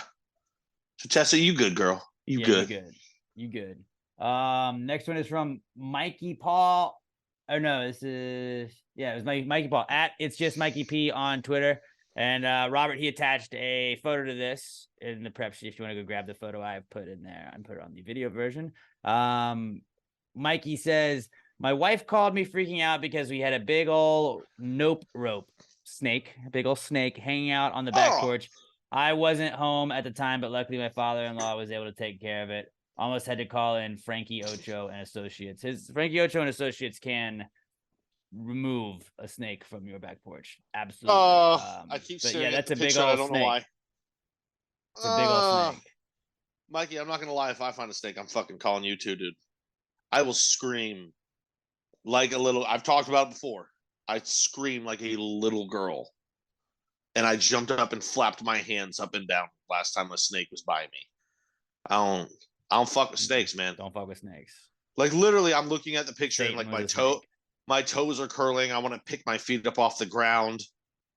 I don't fuck with that shit, man. So yeah, your wife is wrong, or not wrong. Your wife is in the right. Yeah. Sorry, I've been crushing today. Rope. Next one is from Brandon Davis, aka Texas Cat Daddy. He's at a stream of cream on Twitter, and Brandon says, "It's not cool. It's got fired from my job. They were and are nice people. Even are paying for this week, regardless of me not working, and will give a good word to anyone calling via reference. I kind of did it to myself. Long story short, yeah, man, that sucks, dude. T's and P's for you, obviously. I know that I play Xbox with Brandon sometimes, so I know this was a fairly new job in the last year for him, so that sucks. And he's a guy that's gonna land on his feet. He always does. He's gonna bounce right back. Very skilled guy. But at a stream of cream, if anybody's got any leads for him, hit your boy I was gonna up. say And, you get Gravy Gang always tells Gravy Gang. You got the Gravy Game Network. It's like the Aggie Network, but better, less of a cult. So I don't know what you do, but we got a works in the pool fair. business. We got a fair spread. So I don't know. Just reach out. Maybe somebody can point you in the right direction. We got a bunch of helpers. Ham and Mock, we got a waiter position waiting for you. Ooh, you can throw. You just gotta open everything up first. You said he works in the pool business. Maybe a couple of the hammocks are over a pool. Somebody needs to dive in to catch the ham that drops. Perfect. Perfect. We could work all that into it. But yeah, dude, T's and P's, man. We love you. And sorry to hear that, dude. Sorry to hear that, man. Thinking about you. You're gonna land on your feet. I know you will. Last listener viewer submitted not cool is from Ashley Wilkins at Buster Healer Mix on Twitter. And Ashley says, my bank account just disappeared and it had a lot of money in it. So I went to the bank and they said that they marked it dormant because I hadn't used it for 2 years. They said they thought I was dead. I have 3 accounts under the same name with that same bank. That's ridiculous. So you just shut it down? Like they didn't email. They didn't. But like, where does that money go? Yeah, don't they usually call? Like, where does that money go? Do they just like, well, that's ours now? They probably take it as they must have died. This all defaults to the government because we don't have a will on file because we're a bank and that's not something that we do. That's some fucking bullshit. That's shady. And especially like she said, yeah, I've got 3 other accounts with this same bank, all under the same name. And at no point did they think we should fucking reach out, see if this just is an account that they don't use very often. That is some bullshit. Yeah, that's got to be a pain in the ass to deal with. So T's and P's of that, and especially when it's a bank, it's like it's never going to be easy. You're going to probably have to make a phone call. You can just go in for a little bit, but that's going to take 4 hours. And like banks have just like the ones like me, it's like, oh hey, we're open from 1 o'clock to 3. Like you're open for 3 hours almost. Like what do you just do all day? Like, well, we're open from noon to 2. Why do you even open then? Like, what's the point? I've never seen inconvenient hours. The most inconvenient hours. I feel like they're getting smaller and smaller. No, I always know banks, they close at 5. They're like, yeah. I knew that, but like I've gone to ones that were closed at like 3. It's like, what the fuck are you doing? Yeah, that's crazy. Now, I mean, obviously they'll be like, dude, Memorial Day's coming up, blah blah blah. We're gonna be closed that day. I get that. Maybe just hold normal business hours. I think a lot of it though, like it came down during COVID. Like they were just laying people off left and right. So like we can only afford to staff this for like 3 hours a day. But fuck everyone else. We're a bank. They still need to use us. Right. Yeah, I don't know. It's stupid, but that sucks. And like they're never like gonna be easy to deal with. They always fuck with you even more. And then they're like, I noticed that you didn't have this particular type of credit card with us. I was wondering if we no fucking I don't want to give you more of my shit, man. Fuck you. Give me my money, give me my shit, leave me alone. Stop bugging me. It's my money. And it's got to be like working like an insurance company. Like it's not just gonna be no. I'm still alive. Don't do that to my account. They'll be okay. Prove just it? Yeah, I'm back talking on. to you. They're like they're gonna be like you got to jump through 47 hoops just to get your own money back. Can you send us a proof of life, like a picture with a newspaper? Yeah, I guess. Yeah, that sucks, Ashley. That sucks. Piece of peace. Sorry about that. Pass the Great Pod, hashtag PTG not cool. If you want to send us your not cool submissions, we'll pick some of the best ones each week. Pat, I will go first. I had a couple Do it. that I could sound off on. One was this happened Monday this week, so yesterday as we were recording this, and I got up for work. I brushed my teeth. I went and I started making coffee. I got Wheezy's leash. And then I was walking Wheezy to my front door to take Wheezy out before coming back in and then going to work. And then I was like, I don't have a screen door on my apartment door. And like the paint was different. And then I realized, oh shit, I'm dreaming. And then I woke up and my alarm was going off. And so I had to then get up and do what I was just dreaming about doing. Like I dreamt that I was doing my pre-work, like wake up, brush your teeth, do all the stuff before work. Like I was already doing all of that. And then I had to really do that. And I felt like it wasn't fair to me that I really had to do that mentally twice since I had to dream about it. And then I had to go do it. And it was also like it made me late. So me dreaming about doing the chores that I then had to do really took away time from when I could have been actually doing those chores one time. I felt like I made 2 cups of coffee that morning, even though I really made one. I dreamt that I made another one. Yeah, I've never had dreams like that. Like I've never been the one to be like, I had not either. It freaked me out. Well, I mean, I've never been one to understand mid-dream that I was dreaming.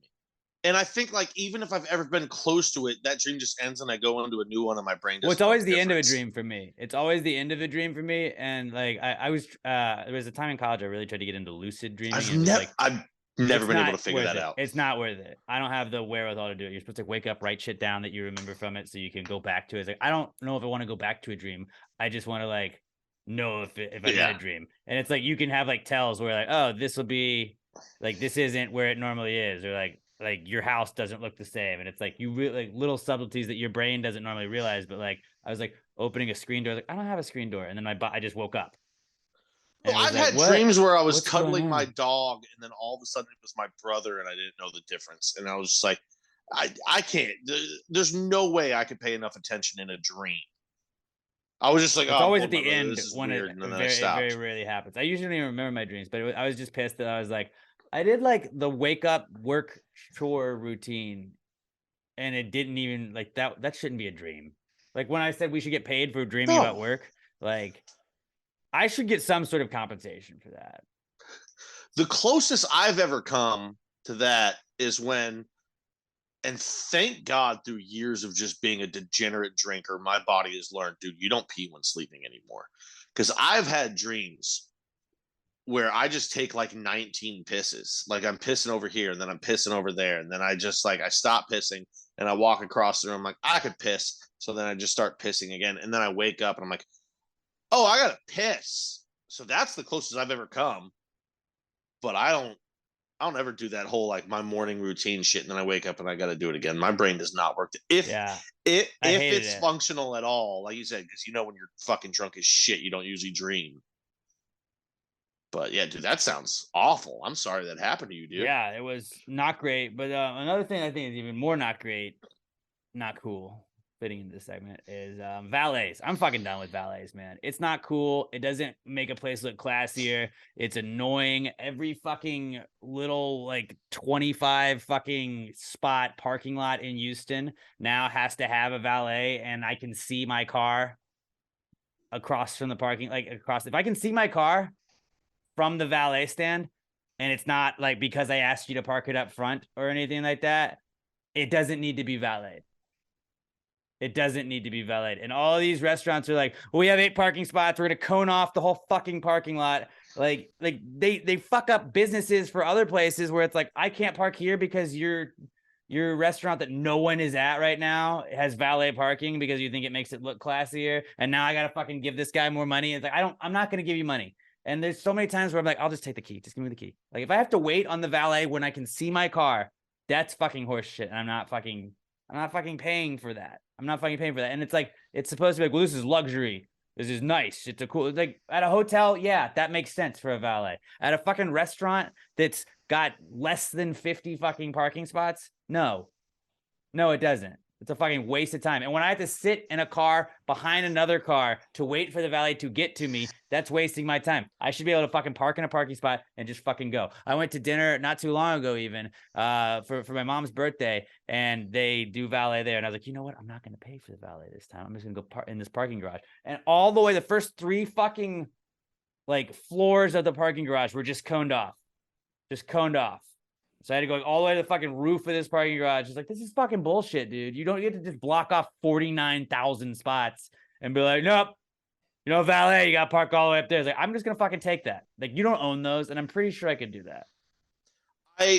It's so dumb. Like it makes sense in cities in like the Northeast, like New York, Boston, Philadelphia, DC, cities like that had urban planning for them to be walkable cities.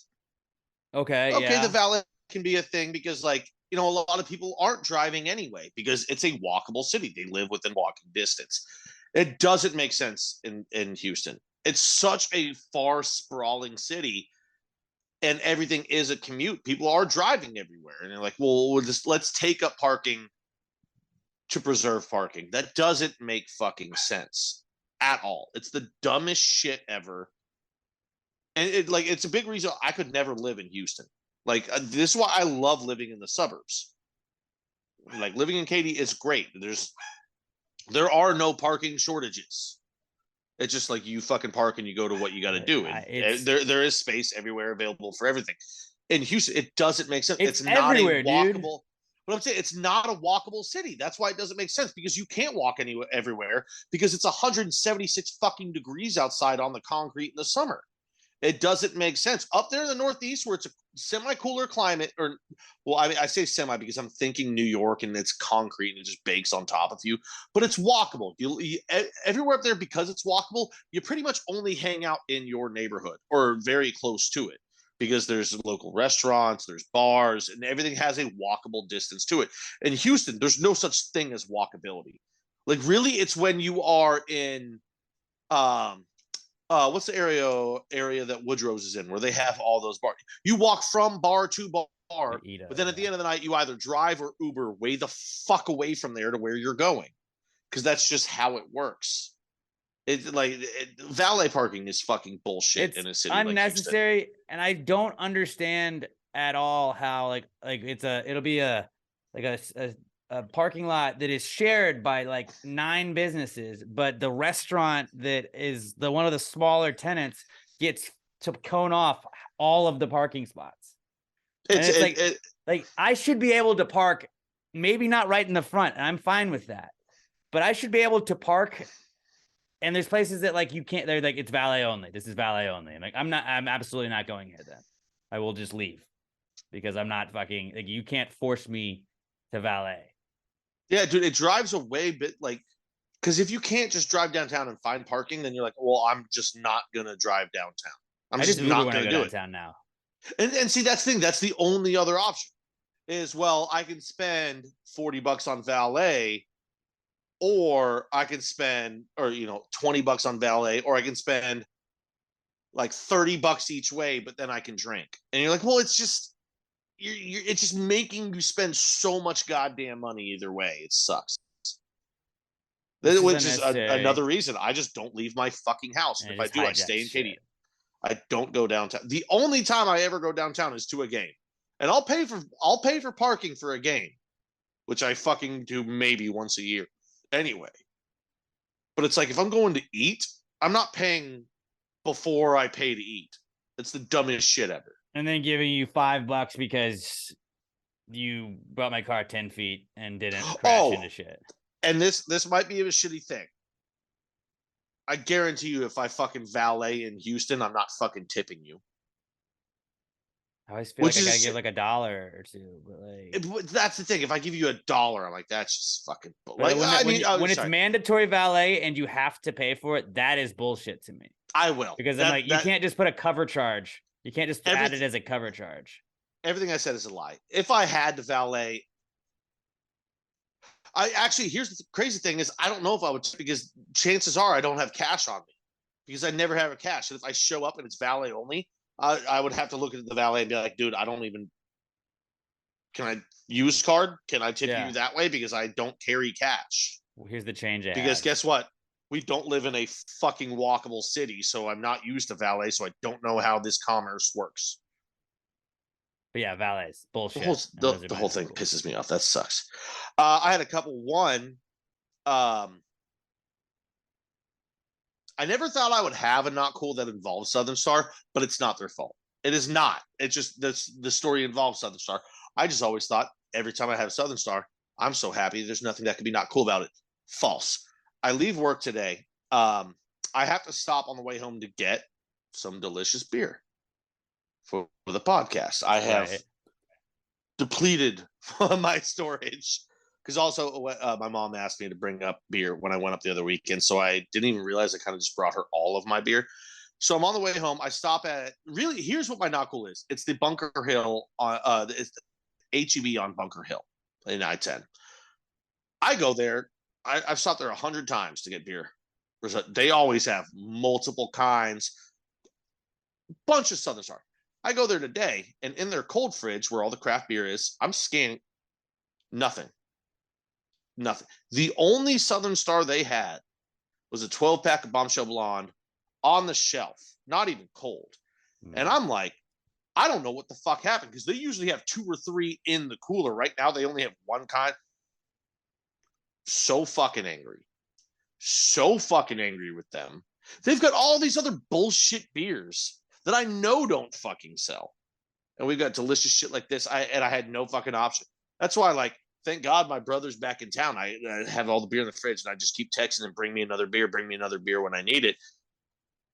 What the fuck, Bunker Hill HEB? Hey, look at right now. Look at me right here. Get your fucking shit together. Get your priorities straight. I was so mad. Like, I literally sat there just going back and forth for like 8 minutes because I was like, I don't believe that they don't have any in the cooler. This doesn't. They've never not. They always have multiple kinds. Blew my fuck. It's when I had to walk around the non-cooled section, I was sitting there and I was like, I swear to God, if somehow they are out of all this, I'm gonna go full Karen. I'm gonna cause a fucking scene. Because I don't know if you guys have ever been to that HEB. Huge beer section. Fucking huge. The limited quality that they had, especially because I know they've got a couple new beers out right now that I was very excited to fucking get and try. Bro, I was physically angry when I left that store. It fucking pissed me off. It does suck. And my other not cool is I believe we are seeing the end of the era of the fat pitcher. So there was speculations early in the year before the season started that with the new pitch clock rules, how is this going to affect guys? Is it going to be different? And somebody had put out there like, listen, the bigger guys, the fatter guys, there's less rest time in between pitches. This could affect pitchers that are a little bit fatter. And Alek Manoah of the Toronto Blue Jays, who finished 3rd in Cy Young voting last year, just got optioned down to, it didn't even say AAA. It's like their Florida farm system. I don't even know what the fuck that meant. But after the Astros just beat the dog shit out of him the other night. He only faced 9 batters after going the entire month of May, going 0-5 with a 5.63 ERA. Numbers are starting to come out that the fat guys on the mound, their ERAs and shit are climbing because it takes a lot more oxygen to run a big body. I don't know if you guys knew that. It just, you wonder why fat people breathe so heavy? Because fuck, we have to. It's the only way we don't die. Otherwise, our system just shuts down. And when you're doing something that is as physically exertive as, it doesn't seem like it in baseball because there's so much downtime in baseball where you're standing there not doing anything. But the times you are doing something on the mound, your entire body is twisting and rotating and fucking exerting a lot of force. It takes a lot out of the body. So when these big guys can't get enough oxygen back in to fully recuperate, it's seriously hurting their numbers. And everybody loves seeing a fat guy in professional sports. Right. It's great. Like, all these guys are chiseled Adonises of just the peak athletic ability. And then every once in a while, you see a guy like a John Daly, who's just a fat sack of shit out there. Like, that guy's just so good. He can be fat, and it's awesome. I think we're going to lose it. Like, darts is going to be the last sport where fat guys can just be fat. And it's a sad thing. It's a really sad thing in America when a fat guy can't just be great. We need more Bartolo Colons. It is a sad day when a fat guy can't be a stud like that. It just, they say representation matters. Right? And apparently they are excluding you.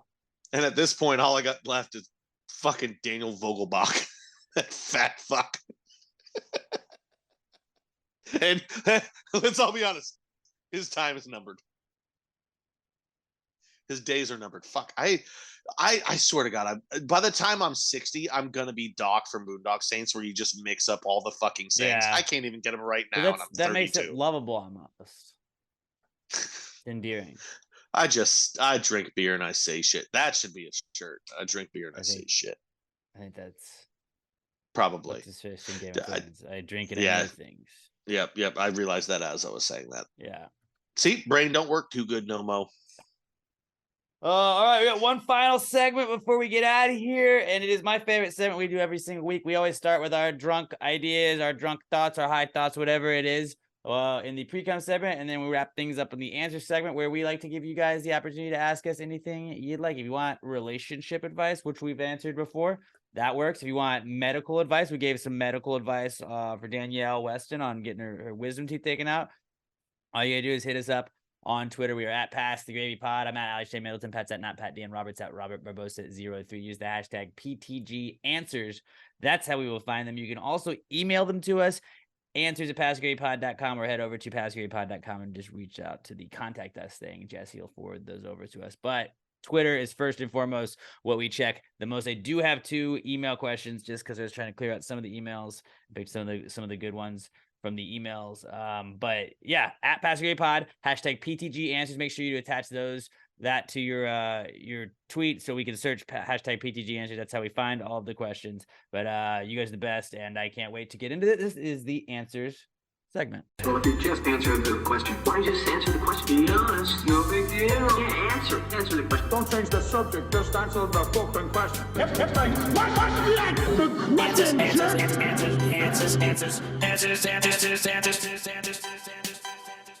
Any questions?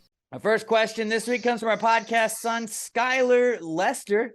He's at OMG It's Skylar on Twitter. And he also credits his girlfriend, Dumbald93 on Twitter, for submitting this question, or it was a team effort, I believe. But they say, a Jewish deli owner that's also an OBGYN clinic.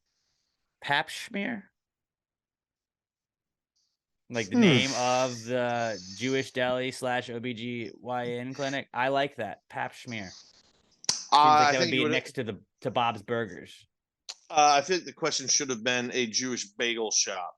That's always an OBGYN. That would be a Pap Schmear. That too. Both would play. Mm-hmm. So yes, they would. Absolutely. Yeah, why not? Absolutely. I think you got to pronounce it Pap Schmear. No, Pap see, Schmear. I don't know. Sometimes I can do some accents and sometimes I can't. I just failed on Yeah, my they don't Jewish always accent hit. there. No, No, not all I gonna just be mean like winners. some days I can do a Jewish accent, sometimes I can't. Some days I can do No. an Italian, some days I can't. I fucking am not good at You win anything I some, you do. lose some. You win some, you lose some. There you go.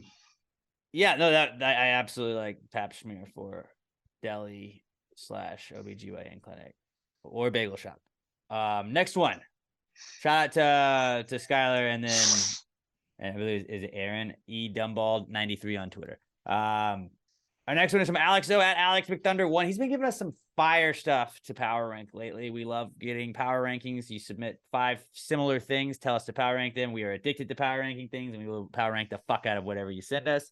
Alex O sent us power rank these days of the week. He gave us Monday, Tuesday, Wednesday, Thursday, and Sunday. I believe initially he gave us Friday, then we switched it to Sunday.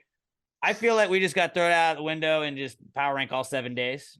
I understand 7 why days? like weekend days weren't there. So pretty much just going from number 1. I gotta go Saturday. It's the best day. Not a work day for most people. But Saturday's awesome. It's awesome. Are waking you up on a set. hold on? Are you ranking these for you or just I a guess my general personal ranking preferences, for but I everybody? think in general Saturdays are the best.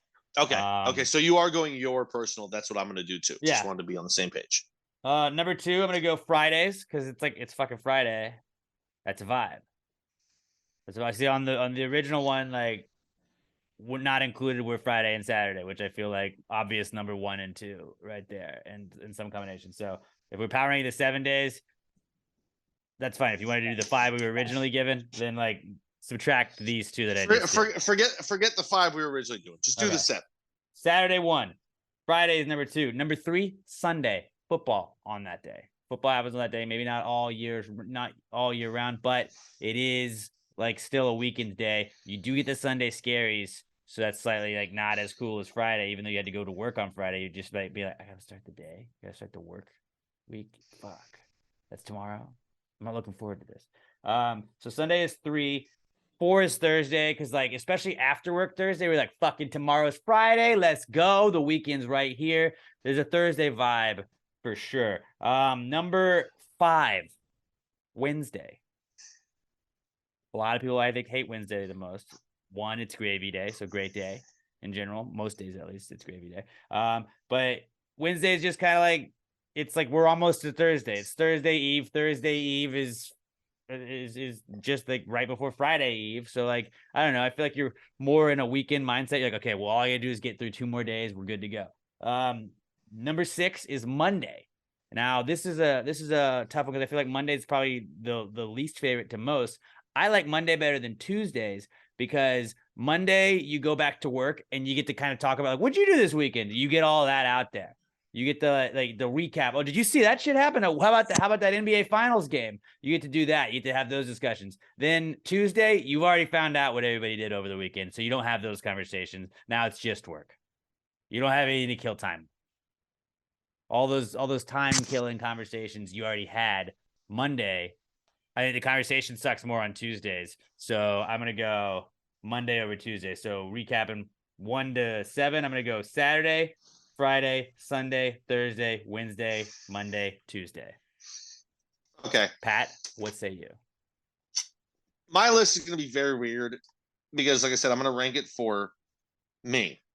And I have a very weird schedule, so it's not going to match up with what most people have. I'm taking Sunday number 1. 1, because football. Like when it's football season, all fall, I got all day football, and it's one of my 2 days off. Right. So I absolutely like. And then guess what? When it's not football season, oh my God, on my day off, I actually have a free day. Because during football season, I don't have a free day. I am watching football all day. And I'm happy to do it, but I don't have a choice of what to do that day. It is what it is. When it's not the fall, I can do whatever the fuck I want. Yeah, it's kind of wild. Normally it's going to be absolutely nothing, but it is what it is. 2 for me is going to be Wednesday. It is gravy day. Gravy day. But it is also my other day off of the week. And That's huge for me because not having consecutive days off, Yeah. those days mean a lot. Yeah, I appreciate It's it. just, it's my day. Pat gets to do what Pat wants, but also it's bad. Sometimes it can suck not having back-to-back days off in a week, but also having a bisected week where you only work like 2 or 3 days in a row. Pretty fucking sick too. Three, I'm going to go Saturday. I'm still going to go Saturday 3. I do have to work, but we don't open until 3:00. So you know what? Saturday mornings, that's still Pat time. I can catch a couple during the football season, catch a couple early games. Hopefully Notre Dame plays early. That's great. And guess what? If it's not, yard work day. I enjoy yard work, but it is also, I got to fit it into my schedule. So that's a nice day to get some shit done, get a little vitamin D, let the sun hit you. The vitamin D or vitamin C? I don't know. Whatever the fucking one you get from sunlight. It's vitamin D from the sun. That's what I thought too, but it sounds like a dick joke. And then, get off late night, and it's a Saturday, so my boys might still be gaming. Hop on, get a couple games in with them. Right. After that, I will still go Friday, 4. I have to work, but I usually work like 11 to like 7. And, I'm in my 30s now. I don't give a fuck about Fridays. I'm not like, dude, Friday's coming up. Let's go to the bar, get fucked up. I want to go home. And you know what? My buddies are also probably going to be playing video games. So it's one of the nights that I can still play with them. That's a good day for me. Get home from work, eat a little dinner, have a cocktail, 3, 4, 6 cocktails probably, play a little video games with the boys. That's a good Friday for me. So now I'm on to 5. Mm-hmm. Monday, Tuesday, Thursday gets 5. Not gonna lie, sometimes Thursday mornings can be pretty fucking rough when you got Wednesday off, and then you open the next day, and you podcast the day before with the beer sponsor. So you've been yamming beers all fucking day. Can be a rough day, but guess what? I don't have to work that night.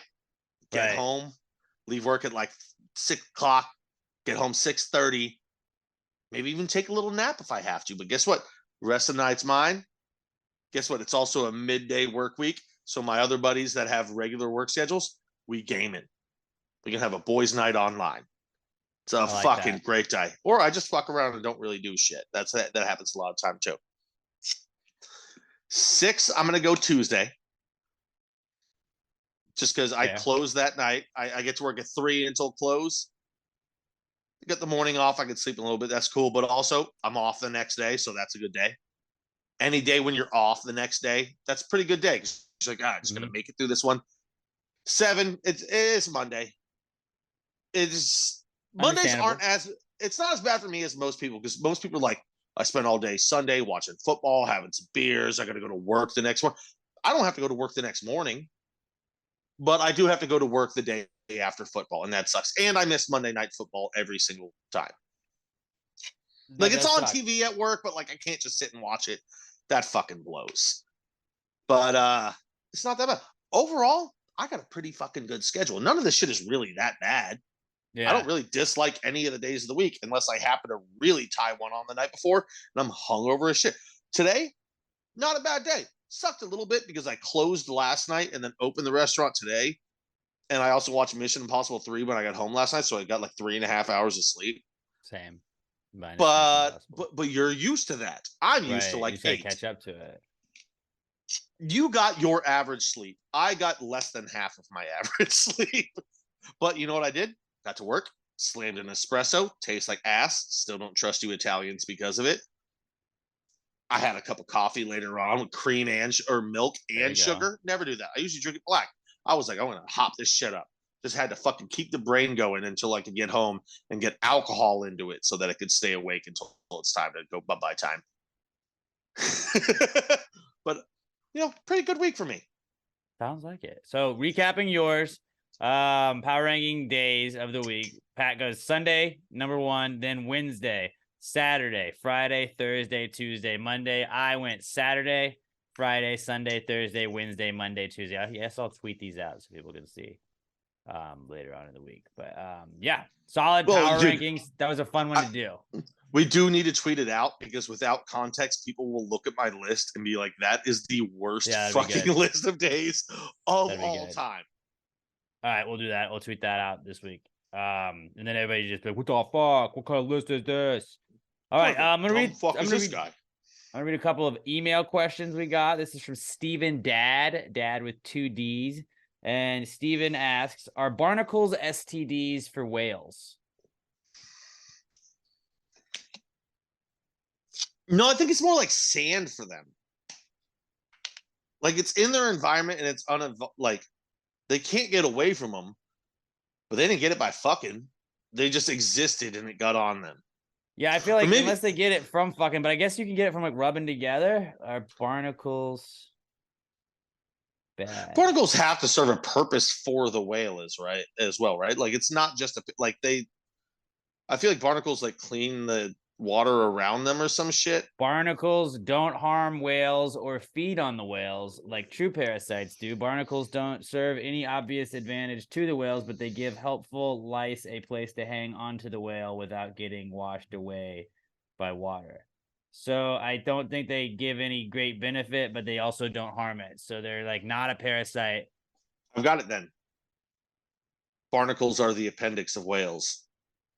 It serves no purpose, but it also doesn't hurt you.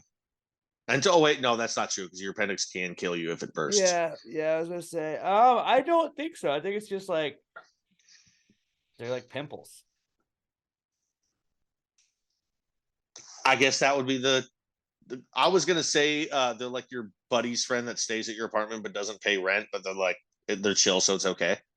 But pimple is probably a better analogy. No, they really are. They are. That's a better one. They really are more tenants than they are STDs. They're not tenants because they kind of are. They don't give you anything back. They don't give you money back. They're just there. No, they're just tenants that the whale's like, whatever, dude. You guys, yeah, like your cool friend that you just let crash on your couch over and over again. The whale's like, whatever, dude. You want to chill on my back? You got it, dude. Yeah. You don't cost me anything. Like it's your buddy who still buys his own groceries. He just needs a couch to crash on. You're like, okay, I got you, dude. You're not going to cost me anything. I don't have to give you anything. You just exist there. We good. Yeah. They're just your chill friend that crashes on your couch. That's what barnacles are. It's like Guy on the Couch from Half Baked. Stephen Wright. Exactly. Elliot Weber writes in with our next one. He emailed us this one in as well, and he says, "Is anything a table when you put food on it?" I think more likely that would make it a plate than a table. Maybe you put a plate of food on it. I think a table has to have legs. I'm not going to say 4 because not all tables have 4, but I think a table's got to have flat surface and legs. And past that, I'm not going to put any requirements on it, but I think it needs those things. You can't be like, this is my table. Like, dude, that's a board on the ground. That's a cutting board that you're putting shit on. It's got to have the legs for me. Unless you give me an argument that can change my mind. I would say that yes, anything you put food on is a table. It becomes a table when you put the food on it, but the second that food is gone from it, it is no longer a table. So like, it's not always a table, but it's a temporary table. No, like, I don't think so. Because it is a table to put, if you got a plate of barbecue, you go to the cook-off, the family cookout, and you got your little styrofoam plate. You're trying to find a spot. There's no table like there's no spot at the table available. You're sitting on the chair. You got to put it in your lap. You're eating. Your lap is a table at that point. You get up. Your lap's not a table anymore. Oh, Alex, what about legs? Yeah, your legs are part of the legs for the table at that point. Yes, anything that you put food on does become anything you're eating food off of does become the table. No. But it's gone the second the second you take it away. That was not the question. Not what you eat off of. It was if you put food on it. Let me reread that. Anything a table you put food. If so, is the carpet of the office a table? Kevin's chili went on it. It's You not put- a well, table. no, but like if you're putting it with I- the intent to eat it on there, like they weren't going to eat I- that I- after it was on the floor. But like Well, if you You wouldn't. You think Kevin didn't grab a spoonful or a little handful and pop it in his mouth? It's Kevin. I've been told many times that if I was anyone in the office, it would be Kevin. You know what? I see it because guess what? If I dropped all my chili, better believe I'd at least scoop up a bowl for myself. I Top don't know. I layer don't isn't think hitting the ground. I think a table has to be elevated. Hey, your table could be fucking 4 inches off the ground. You know those Japanese carpet's tables? sort of a little bit elevated because it's No, not. but just those aren't floor. legs. That's carpet. That is part of the And ground. if you remember, they had hardwood or It- they had hardwood under the floor of the office, so the carpet getting Carpet is carpet. It's getting not a to be table. covering something Don't- is don't- it is. You're trying to fuck with yourself here. Don't get too No, abstract with it. no, we're A going table has boomerang to on be- this. It's got to be some sort of elevated surface that you put things on. It's got to. And don't tell me the carpet's on top of it. That's not it. Don't overthink this. Table's got to have some legs. The center console of your car. You're on your way to work. You got a thing of oatmeal with you. You set it right there. That's a table. That's not a table. Table. That on is it. that's just a surface that you put your food on. That's not a table. Well, it's a table until the food's not on it anymore. So every French fry. So the floor of your car is a table then. Temporarily, yeah. No, it's not, dude. Come on, don't get too weird with this. I know you like to drag it out and be abstract because it makes it more fun for. I think just solving people's questions makes it more fun for the podcast, not just running with everything. I think that anything that you put food on is a table. We live in a society. It is no longer a table when you remove it. Okay, like if you had I got this foam roller over here in the studio. If you gave me a box of donuts and that's all I had to set it on, and I had to balance it on that, that's a table. So I take those donuts off of it, not a table anymore.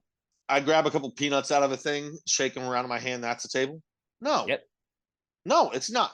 No. Hands no. God are damn the it. most common, like temporary tables, I would say, of anything. I'm texting Bobby right now that I'm pissed off at him because you're saying stupid shit and I don't have him to back me up. Well, have fun texting him. But yeah, no, anything that you can put food on is a table at that point, but it is no longer a table the second that the food is gone. No, I disagree. Agree to disagree on this one, but I'm on the right side of history. I crave rules. I do. A little too much, I honestly. mean, I like getting mad at rules, but I need them for structure in my life because I'm a man with no structure outside of them. I need help with this. All right, let's wrap this up. We got one last question. It's from Jordan Welch at J_Welch2795 on Twitter. And Jordan says, if one of the top 10 FBI most wanted criminals gets caught, does number 11 move up into said list? And does he see it as a promotion? He or she?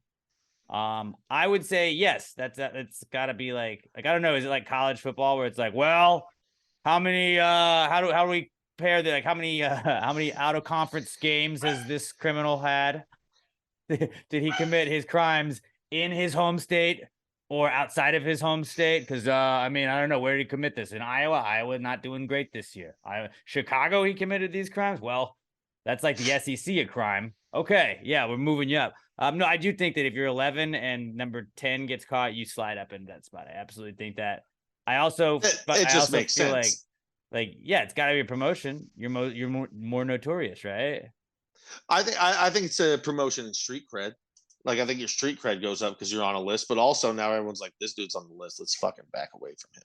But like you have to, right? If you're 11 and somebody gets removed, now I'm sure there Well, has somebody been times. commits like a bigger crime, and it's like, oh shit, like. Well, like- that's what I was gonna say. I'm sure there's been times when 12 has jumped 11 and made the list because they're like, this was more recent. It's more urgent. It's in the first 48 hours, wherever the fuck it is. You probably jump back up there. But I think 11 should slide into the slot. What do you think the best unranked criminal was to like jump to that number 1 spot? The biggest upset in criminal history. Was it what's his face that shot was it Lee Harvey Oswald? Because I mean, that guy went on the run for a little bit, right? Didn't he go on the run for a little bit?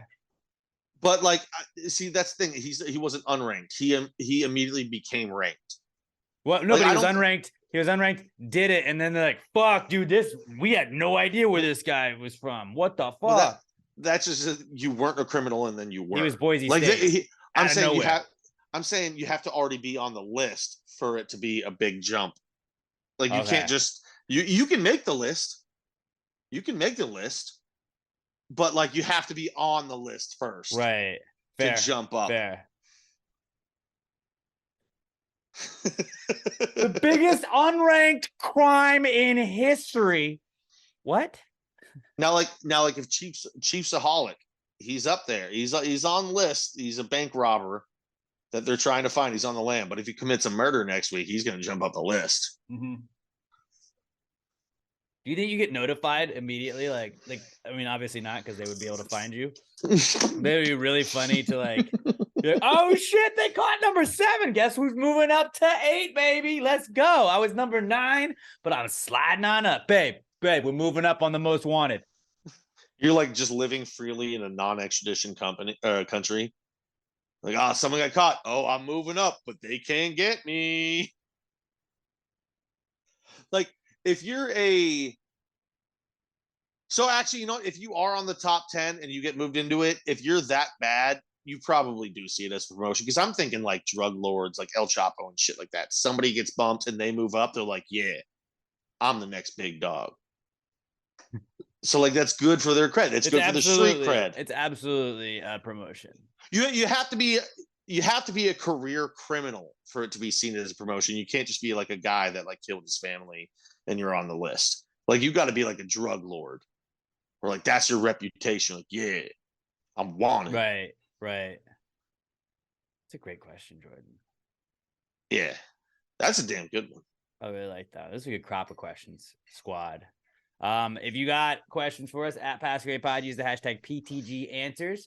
Again, at Pass Grade Pod on Twitter, Instagram, TikTok. Don't forget to follow us on the TikTok. Go comment on all of our videos. Go to Pass Grade Podcast on YouTube, youtube.com/@Pass Grade Podcast, or just search Pass Grade Podcast on YouTube. Subscribe to us, please. We need to get to 500 subscribers. Also, go just be like, ha, hilarious podcast. Comment something silly on the podcast video. To help get those numbers up. Get the more comments we get, the better we look. Really would appreciate it if you would share us with a friend. Just be like, yo, check out this dope podcast. You can watch it, you can listen to it, you can do anything. We'll get Robert to bring back the transcriptions of it. Just hit him up at Robert Barbosa03. But Robert, could you please send me the transcripts from today's podcast, and then he will send you a full. He'll tweet it out to you, word for word, what we have just said over the last 2 hours. But yeah, I'm at Alex J. Middleton. Pat's at not Pat DN. Robert is at Robert Barbosa03. Robert does a podcast called A Recent Study Suggests with his wonderful girlfriend Sam. That has a new episode out every Monday. It's at A Recent Study Pod. You can listen to that wherever you're listening to this currently. I have been doing a bunch of podcasts this week. The Claire and Big Blue podcast, we broke down the West Ham's Europa Conference League final. If you want to go check that out, you can listen to it wherever you're listening to this as well. And you can also go check it out on Claire and Big Blue podcast on YouTube. And then I also was on the New York Giants Rush podcast, talking about a little Giants offseason. You can go check that out on YouTube, NY Giants Rush, wherever you are searching on the tube. But yeah, at Pass Grade Pod, I'm at Alex J. Milton. Pat's at not Pat DN. Robert is at Robert Barbosa03. Please give us a 5-star review on iTunes, Spotify, iHeartRadio, wherever else you're listening to this. Share us with a friend. It would mean the world to us. Go fucking West Ham. Please send all your good vibes to the Hammers. We need this win. And if they win, then just know that your good vibes went to me being a very, very happy little boy. And you've made this young boy's dream come true. And really, this podcast has built West Ham from the ground up since we became West Ham fans about 5 years ago. Literally brick by brick. You bought that brick. We do have a fucking brick in the stadium. I forgot. Brick by brick, baby. Brick by brick. Day one, we bought a brick. And look at it. Well, it's obviously a very lucky brick. It's just by brick. There was no first brick. There's just the one brick. Brick. We need to buy a second brick. When we win, we will buy another brick to congratulate them. Yeah, and then we can say brick by brick, we brick. built this franchise. We gotta go to a game now. I just gotta follow the stadium and be like, where is my fucking brick? I was told that I paid for a brick.